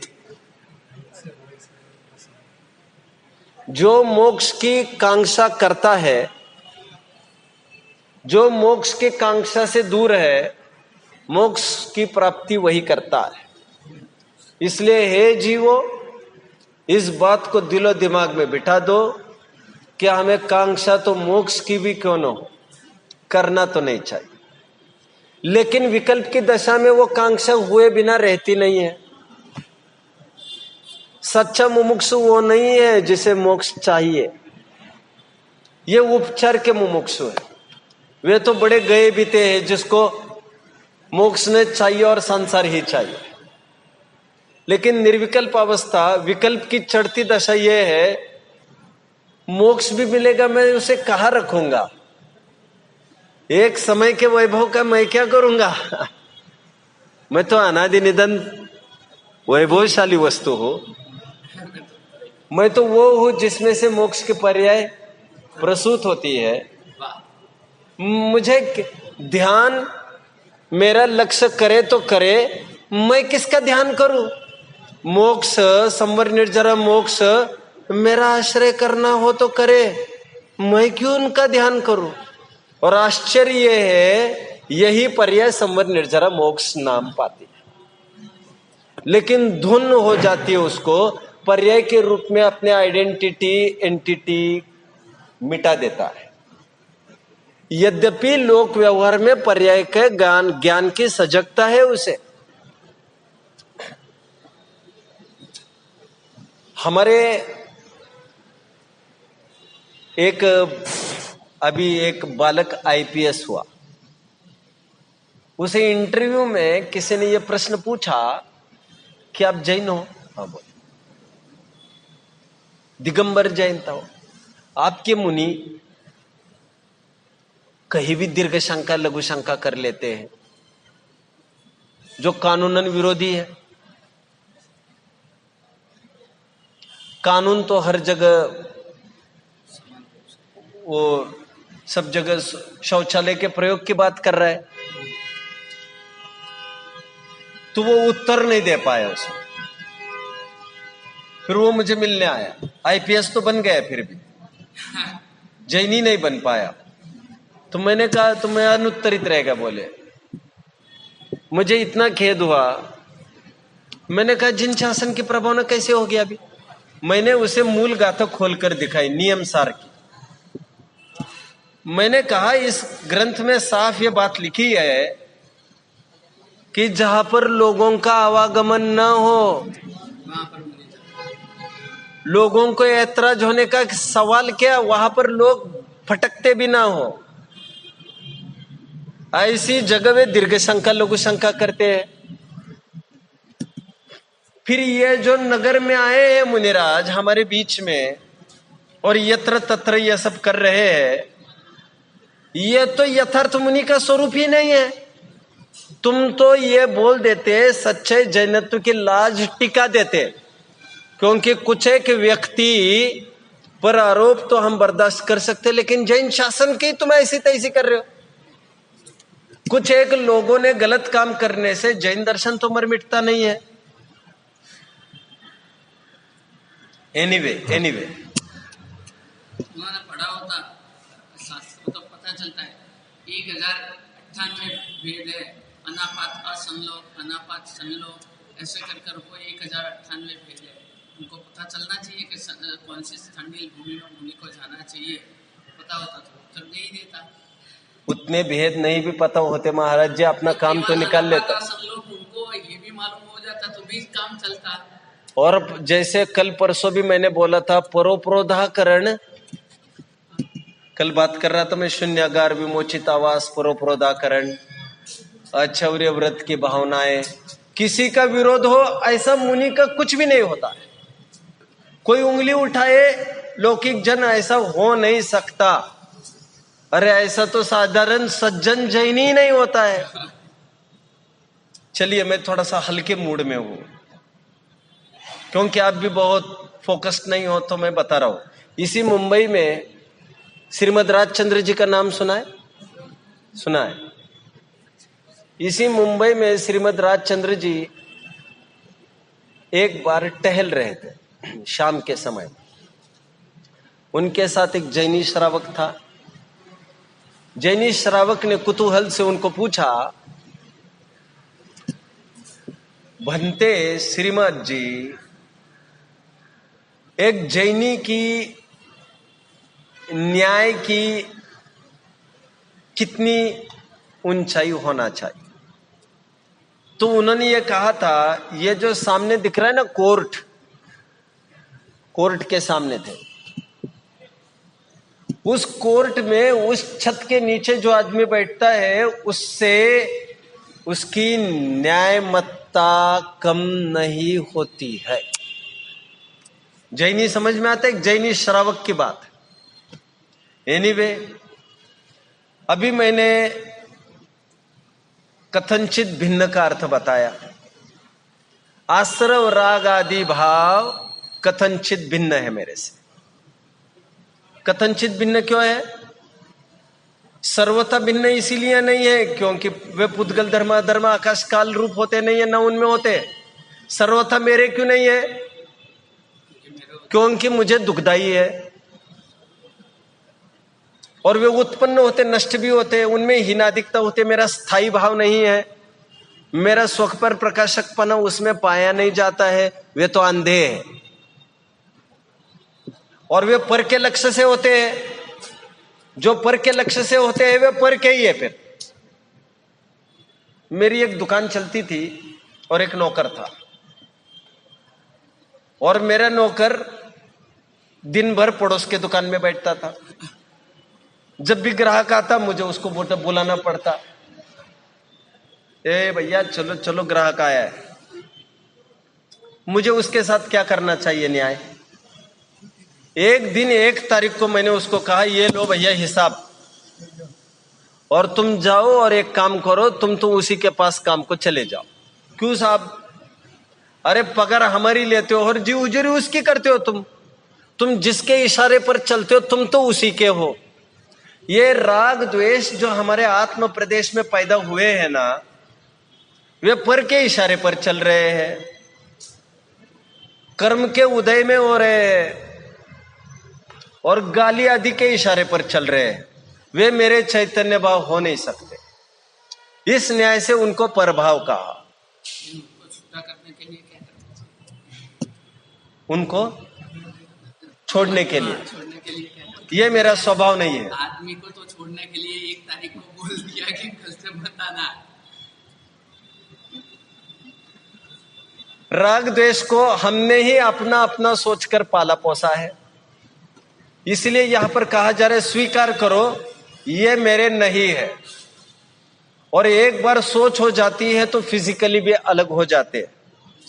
महाराज जी आने के पहले मैं इस बात को कह रहा था, महाराज जी कह रहे ये अलग कैसे हो? लेकिन ये अलग हो सकते हैं और ये अलग ही है मेरे स्वरूप से, ऐसी कल्पना मेरे दिमाग में आए, बाकी के काम अपने आप हो जाएंगे।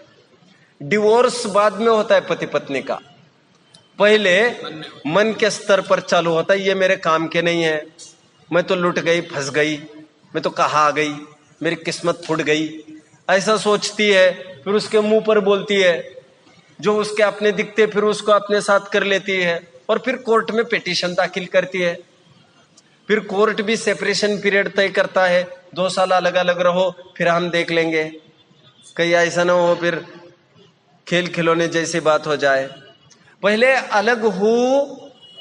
अलग हो सकते हैं, अलग है, मेरे लिए दुखदाई है, ऐसा स्वीकार करने पर ये अपने आप अलग हो जाते हैं। नहीं, राग दुखदाई है ये तो पहले फील होना चाहिए ना। जब Right. परेशानी होती है तब तो लगता है कि ये दुखदाई है। नहीं, तब भी दुखदाई संयोग लगते हैं। हाँ, संयोग जब तक संयोग दुखदाई लगते हैं तब तक राग आदि दुखदाई कैसे लग सकते हैं? जो राग को मिटाने के लिए पर में ही कुछ करना चाहता है, उसने गारंटी से राग को उत्पन्न होने का कारण परद्रव्य ही माना है। बोलिए, कुछ बोल। जैसे जैसे किसी ने गाली दी और यहां पर गुस्सा आया, तो यह स्वीकार करना जरूरी था, गाली में कोई ताकत नहीं है गुस्सा दिलाने की। यदि गाली से गुस्सा आता तो मेरे साथ 4 जन खड़े थे, एक जन को तो कुछ नहीं हुआ, एक जन को कम गुस्सा आया, ये हीनादिग्धा भी हुई। इसका मतलब मेरे में अपने में गुस्सा आने का कारण, क्योंकि मैं स्वयं को ऐसा कुछ मानता हूं, तो मेरी ही कुछ अपेक्षा है, मेरी ही पूर्व मान्यता है। वो तो मेरे नाम से बोल रहा है, तो फिर गाली तो मेरे को ही लगेगी, उनको कैसे लगेगी? नाम उसके पकड़ में आ सकता है, मेरी चेतना तो नहीं।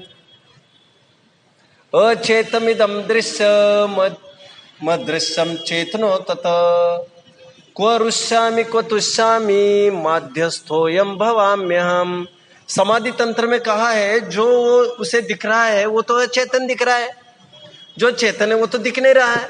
मैं किस पर राग करूं, किस पर द्वेष करूं, मुझे तो कुछ समझ में नहीं आ रहा है। तुमने स्वयं को क्या मानकर बैठे हैं?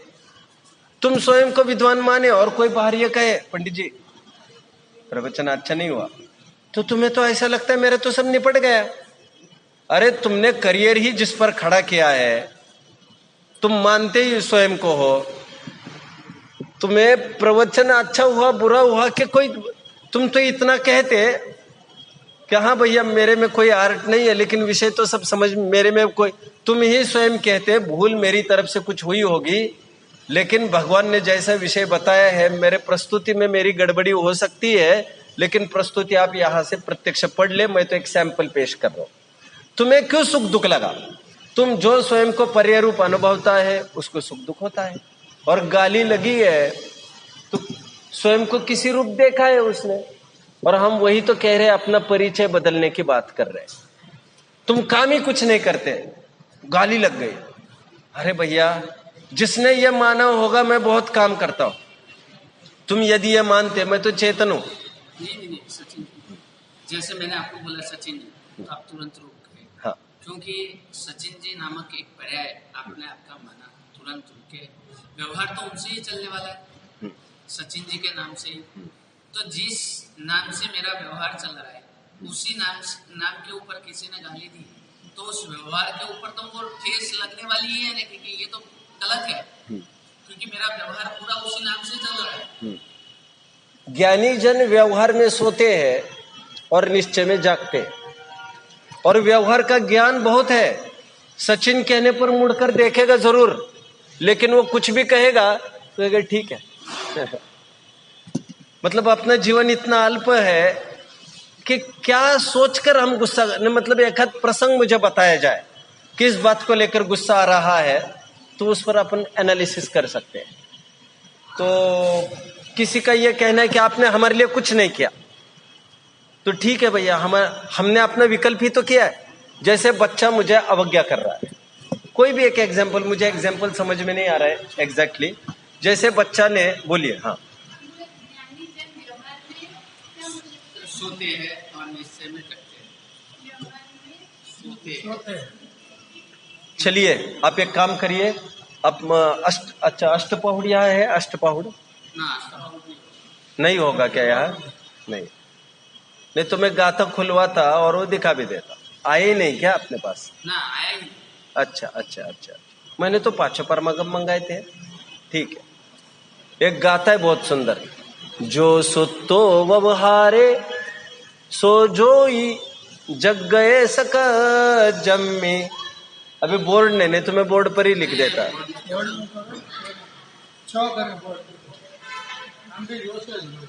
अष्टपौड नहीं है ना, छोड़िए छोड़िए छोड़िए।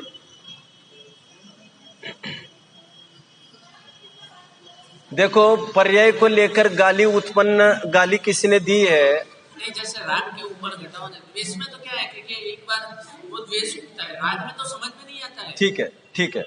जैसे गर्मी में आए, हाँ, और एकदम बहुत ज्यादा गर्मी थी, हाँ, और एकदम ठंडा पानी आया, हाँ, और ठंडा पानी पिया, और इतना ठंडा हुआ कि वाह, एकदम ठंडा पानी हो गया। तो इसके अंदर जो राग की अनुभूति जो हो रही है ना, वो ऐसा लग रहा है कि ये तो ठंडक अनुकूल थी। अच्छा प्रश्न है महाराज जी। देखिए मैं पहले तो ये कहना चाहूंगा, राग भी अनेक स्तर का होता है, अनंत अनुबंधी है, अप्रत्याख्यान और प्रत्याख्यान और संचलन है। भूमिका के अनुसार राग आए बिना रहेगा भी नहीं। ऐसा कदापि न होगा बैठे हैं चतुर्थ गुण स्थान में और हम चाहते राग ही ना आए, तो राग थोड़ी देर के लिए हो गया, लेकिन तुरंत भूमिका के अनुसार वाला राग होगा तो राग की हेयता भी आए बिना रहती नहीं। और वैसा राग कभी नहीं हो सकता ज्ञानी को जैसा राग अज्ञानी को होता है। इंटेंसिटी मतलब तीव्रता इतनी, जैसे क्यों तुम्हें पता नहीं था कि मैं आने वाला हूं, ठंडा पानी तुमने तैयार क्यों नहीं किया? मैं तो एक दिखा रहा हूं बस आपको। इंटेंसिटी रियली हम बाहर से भी दिखा नहीं सकते, वो तो एक मोटा मोटा पैमाना है अपना शरीर से दिखाने का। ये तो शब्द से तो बाहर से ये संज्ञान वाला भी हो सकता है, इसी आवाज। राइट। इसीलिए हमें कितना हर्ट करता है ये अपना अंतरंग परीक्षण से ही तय होगा। तो हम ये न समझे कि राग उत्पन्न हो, हम कोई वितरागी तो नहीं है, लेकिन राग की हेयता जरूर होना चाहिए। और गुस्सा उस पर नहीं आना चाहिए जिसने समय पर ठंडा पानी नहीं रखा, गुस्सा घड़े पर नहीं आना चाहिए, गुस्सा इस पर आना चाहिए यार मेरा अटैचमेंट ज्यादा है इसी समय में। और मुनिराज के 22 परिचय जय कहे हैं, शुद्धा त्रिषा परिचय जय भी कहा है, शीत उष्ण परिचय जय भी कहा है। हम जानते हैं प्रथमानुयोग में गुरुदत्त आदि मुनिवरों पर ऐसे संकट आ गए, कपास लपेटकर जलाकर खूब आए होंगे ना उदाहरण प्रथमानुयोग में, तो उनको कुछ इफेक्ट नहीं किया उन्होंने। इसका मतलब परिस्थितियां तो जबरन हमको दुखदाई नहीं हुई, हमारी ही मानसिक कमजोरी है। मैं और एक बात कहता हूं, इंग्लिश समझते होते लिख सकते, पीपल एंड सिचुएशंस, और लिख सकते हैं तो लिख लीजिए, people and situations, people and situations are always powerless without your reaction. People and situation are always powerless without your reaction.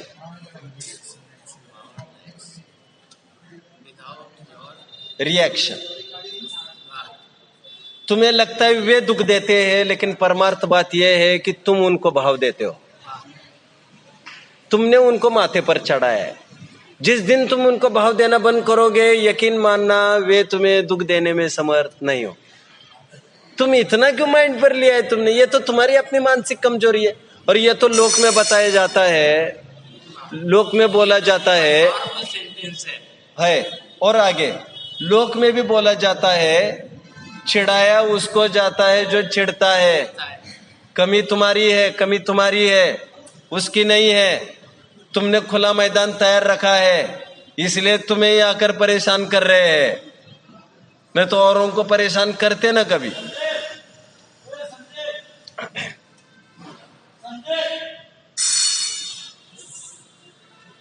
देखो देखो मुनिराजों पर भी कैसे कैसे उपसर्ग हुए, धन्य धन्य वे साधु साहसी आराधन से नहीं चिगे, उनको निज आदर्श बनाओ और में समता भाव धरो। एक बहुत सुंदर भजन है, उसकी कुछ पंक्तियां मैंने गाई। एक भजन वो कहते हैं उसमें बड़ा समाधि मरण में, तो तुमरे जिय कौन दुख है मृत्यु महोत्सव भारी। क्या तुमरे? तो तुमरे जिय कौन दुख है, मतलब इतने प्रथमानुयोग में हम पढ़ते हैं, कहानियों में पेला गया मुनियों को उनको जिंदा जला दिया गया। आपने पढ़ा होगा यशोधर ने जब दिमाग घूम गया श्रेणिक का, तो यशोधर मुनिराज पर 500 जंगली कुत्ते छोड़ दिए।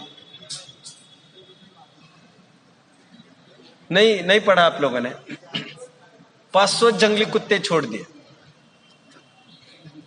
उपसर्ग हुआ था ना, मुनि पर उपसर्ग। वो श्रेणी के राजा ने मरा हुआ सांप पहनाया था यशोधर मुनिराज पर, नहीं जानते? ऐसा नहीं होगा तो नहीं, एग्जाम्पल ऐसा नहीं है। यशोधर मुनि के ऊपर श्रेणी का राजा है। हाँ, एनीवे हाँ, मुझे तो इतना ही कहना है, कितने मुनियों पर कैसे कैसे संकट आए, हम प्रथमानुयोग पढ़ते। और इस काल में, इस पंचम काल की बात कर रहे, हमारे शरीर के हड्डी पसली वाले थे, हमारे शरीर के संगनन वाले थे। पंचम काल में 3 हीन संगनन होते, जानते हैं आप? पंचम काल में कौन सा संगनन होता है साध्वी जी? हाँ, कौन सा? ये किसने कहा आपको? ये भ्रांति नहीं महाराज जी, ये भ्रांति दिगंबरों में भी है, बहुत बड़े वर्ग में। और जब ग्रंथों का आधार पूछा, कोई नहीं दिखाता। और ग्रंथों के आधार मैंने प्रस्तुत किए दिगंबरों में, और मुझे कहना पड़ा इस पंचम काल में 3 हीन संगनन होते। 6 संगनन बताए हैं, 6वां ही होता है ऐसा नहीं है। 6वां, 5वां और अथवा चौथा, तीनों में से कोई भी हो सकता है, जो हम बाहर से पहचान नहीं सकते। एनीवे, लेकिन जो 500 वर्ष पहले, 1000 वर्ष पहले, 1500 वर्ष पहले, 2000 वर्ष पहले मुनि हुए पंचम काल में, वो हमारे तुम्हारे शरीर के ही संगनन वाले थे, कोई अलग संगनन तो था नहीं उनका। और अभी 21,000 साल जाने हैं, 18,500 वर्ष, और 18,500 अंत तक भी, पंचम काल के अंत तक चतुर्विध संघ रहेगा, सुना है?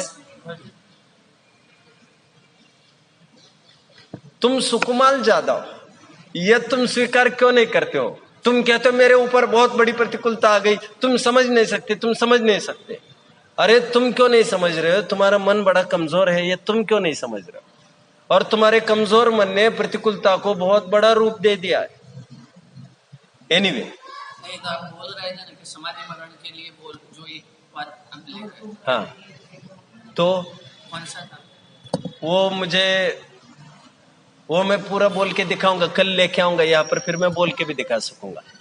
आप समाधि मरण के लिए बड़ा समाधि मरण पाठ, इनको बड़ा समाधि मरण का PDF मिल सकता है?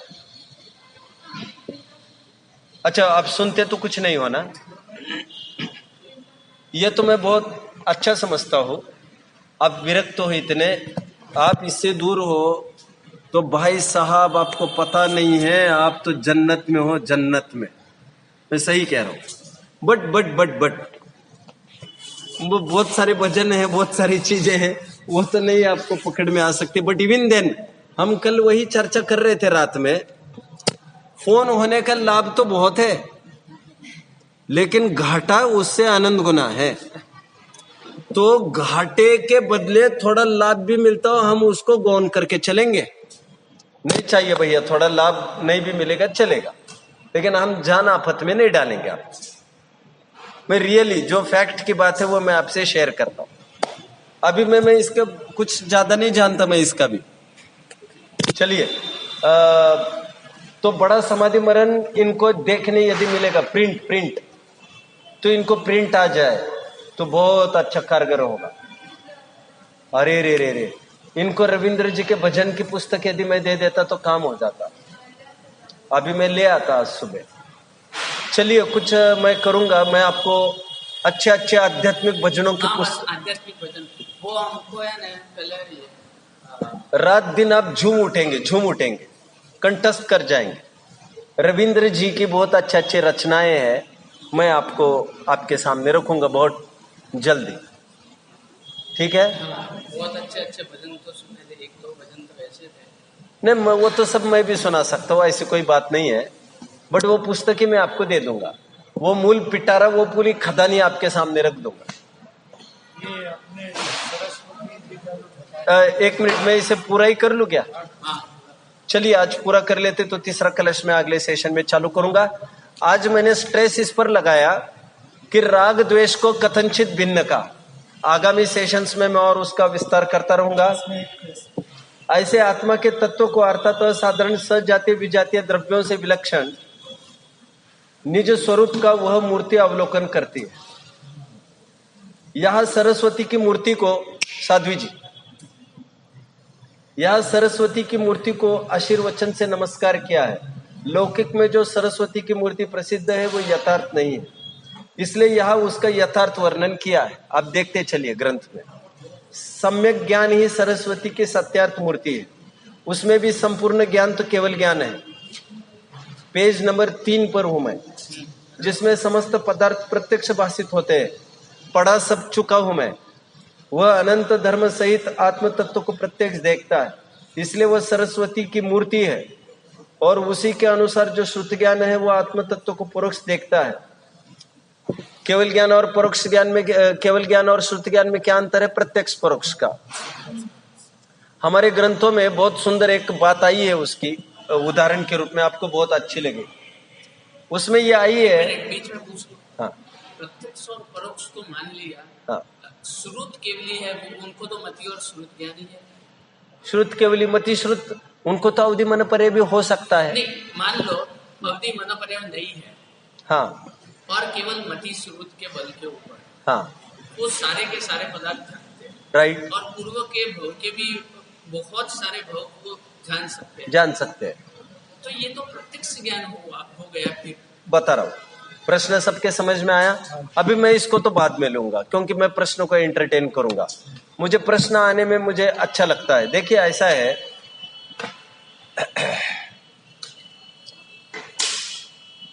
केवल ज्ञान में और श्रुत ज्ञान में फर्क है।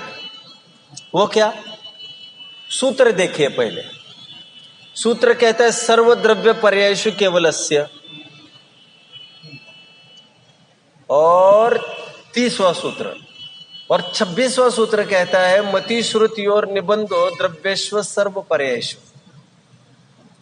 सभी द्रव्यों की तो बात करता है, लेकिन असर्व पर्यायषु। महाराज जी, असर्व पर्यायषु संधि विच्छेद करके फर्क कहां पड़ा? वे सर्व पर्यायों को जानते हैं और ये असर्व पर्यायों को जानते हैं। एक फर्क है, लिमिट। भगवान जैसी एक एक समय के पर्याय तो कोई भी नहीं जान सकता। श्रुत केवली के बस की नहीं है कि एक एक समय के पर्याय को जाने, ना ना ना ना ना। सर्वज्ञ का तात्पर्य द्रव्यापेक्षा सब कुछ, क्षेत्रापेक्षा सब कुछ, काल अपेक्षा सब कुछ, और भाव अपेक्षा युगपत प्रत्यक्ष। एक एक पर्याय के जानने की ताकत केवल केवल ज्ञानी की होती है, गणधरों की भी नहीं। एक एक समयवर्ती सूक्ष्म पर्याय को केवल केवल ज्ञानी ही जान सकते हैं।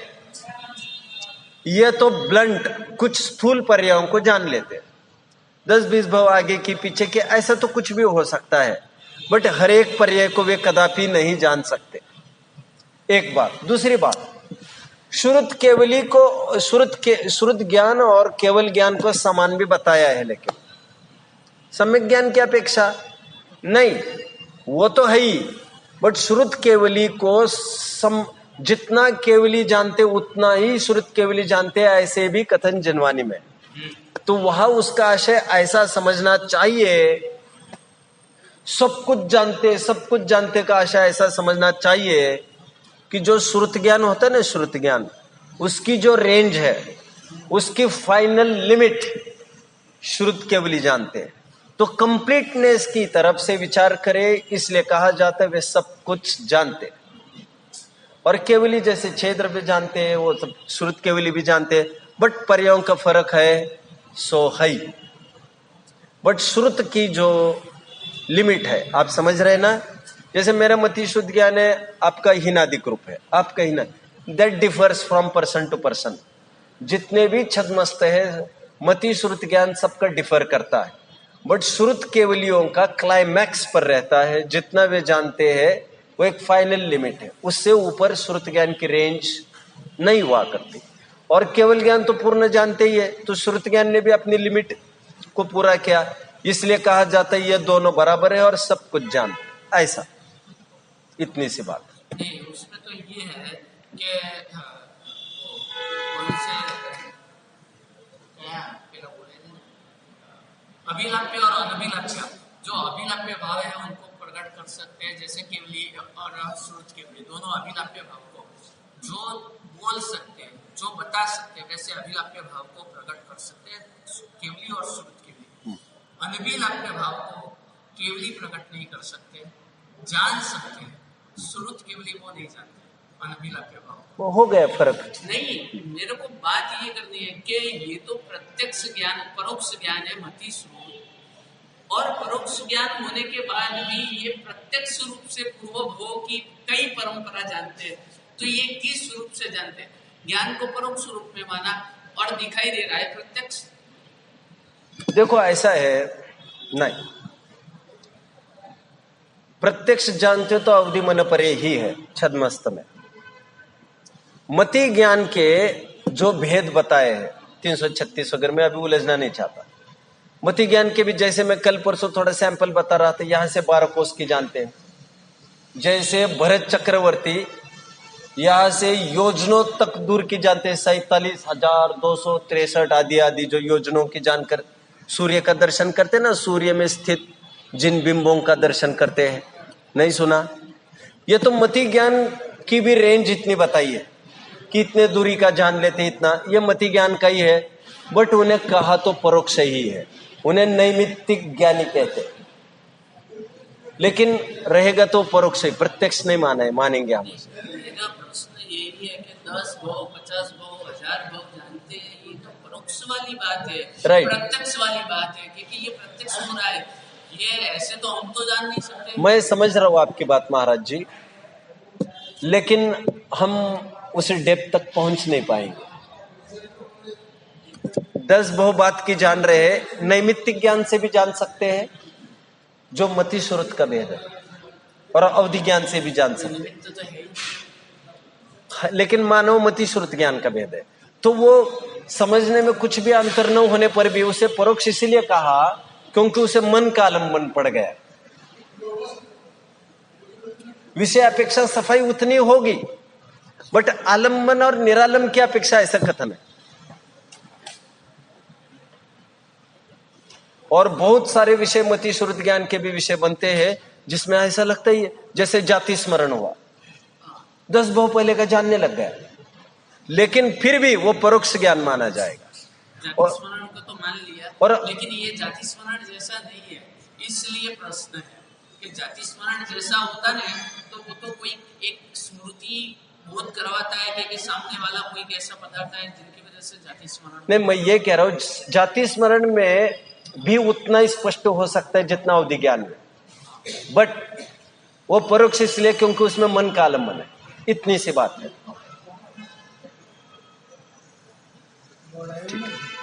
बस करते हैं और का उत्सर्ग थोड़ी देर।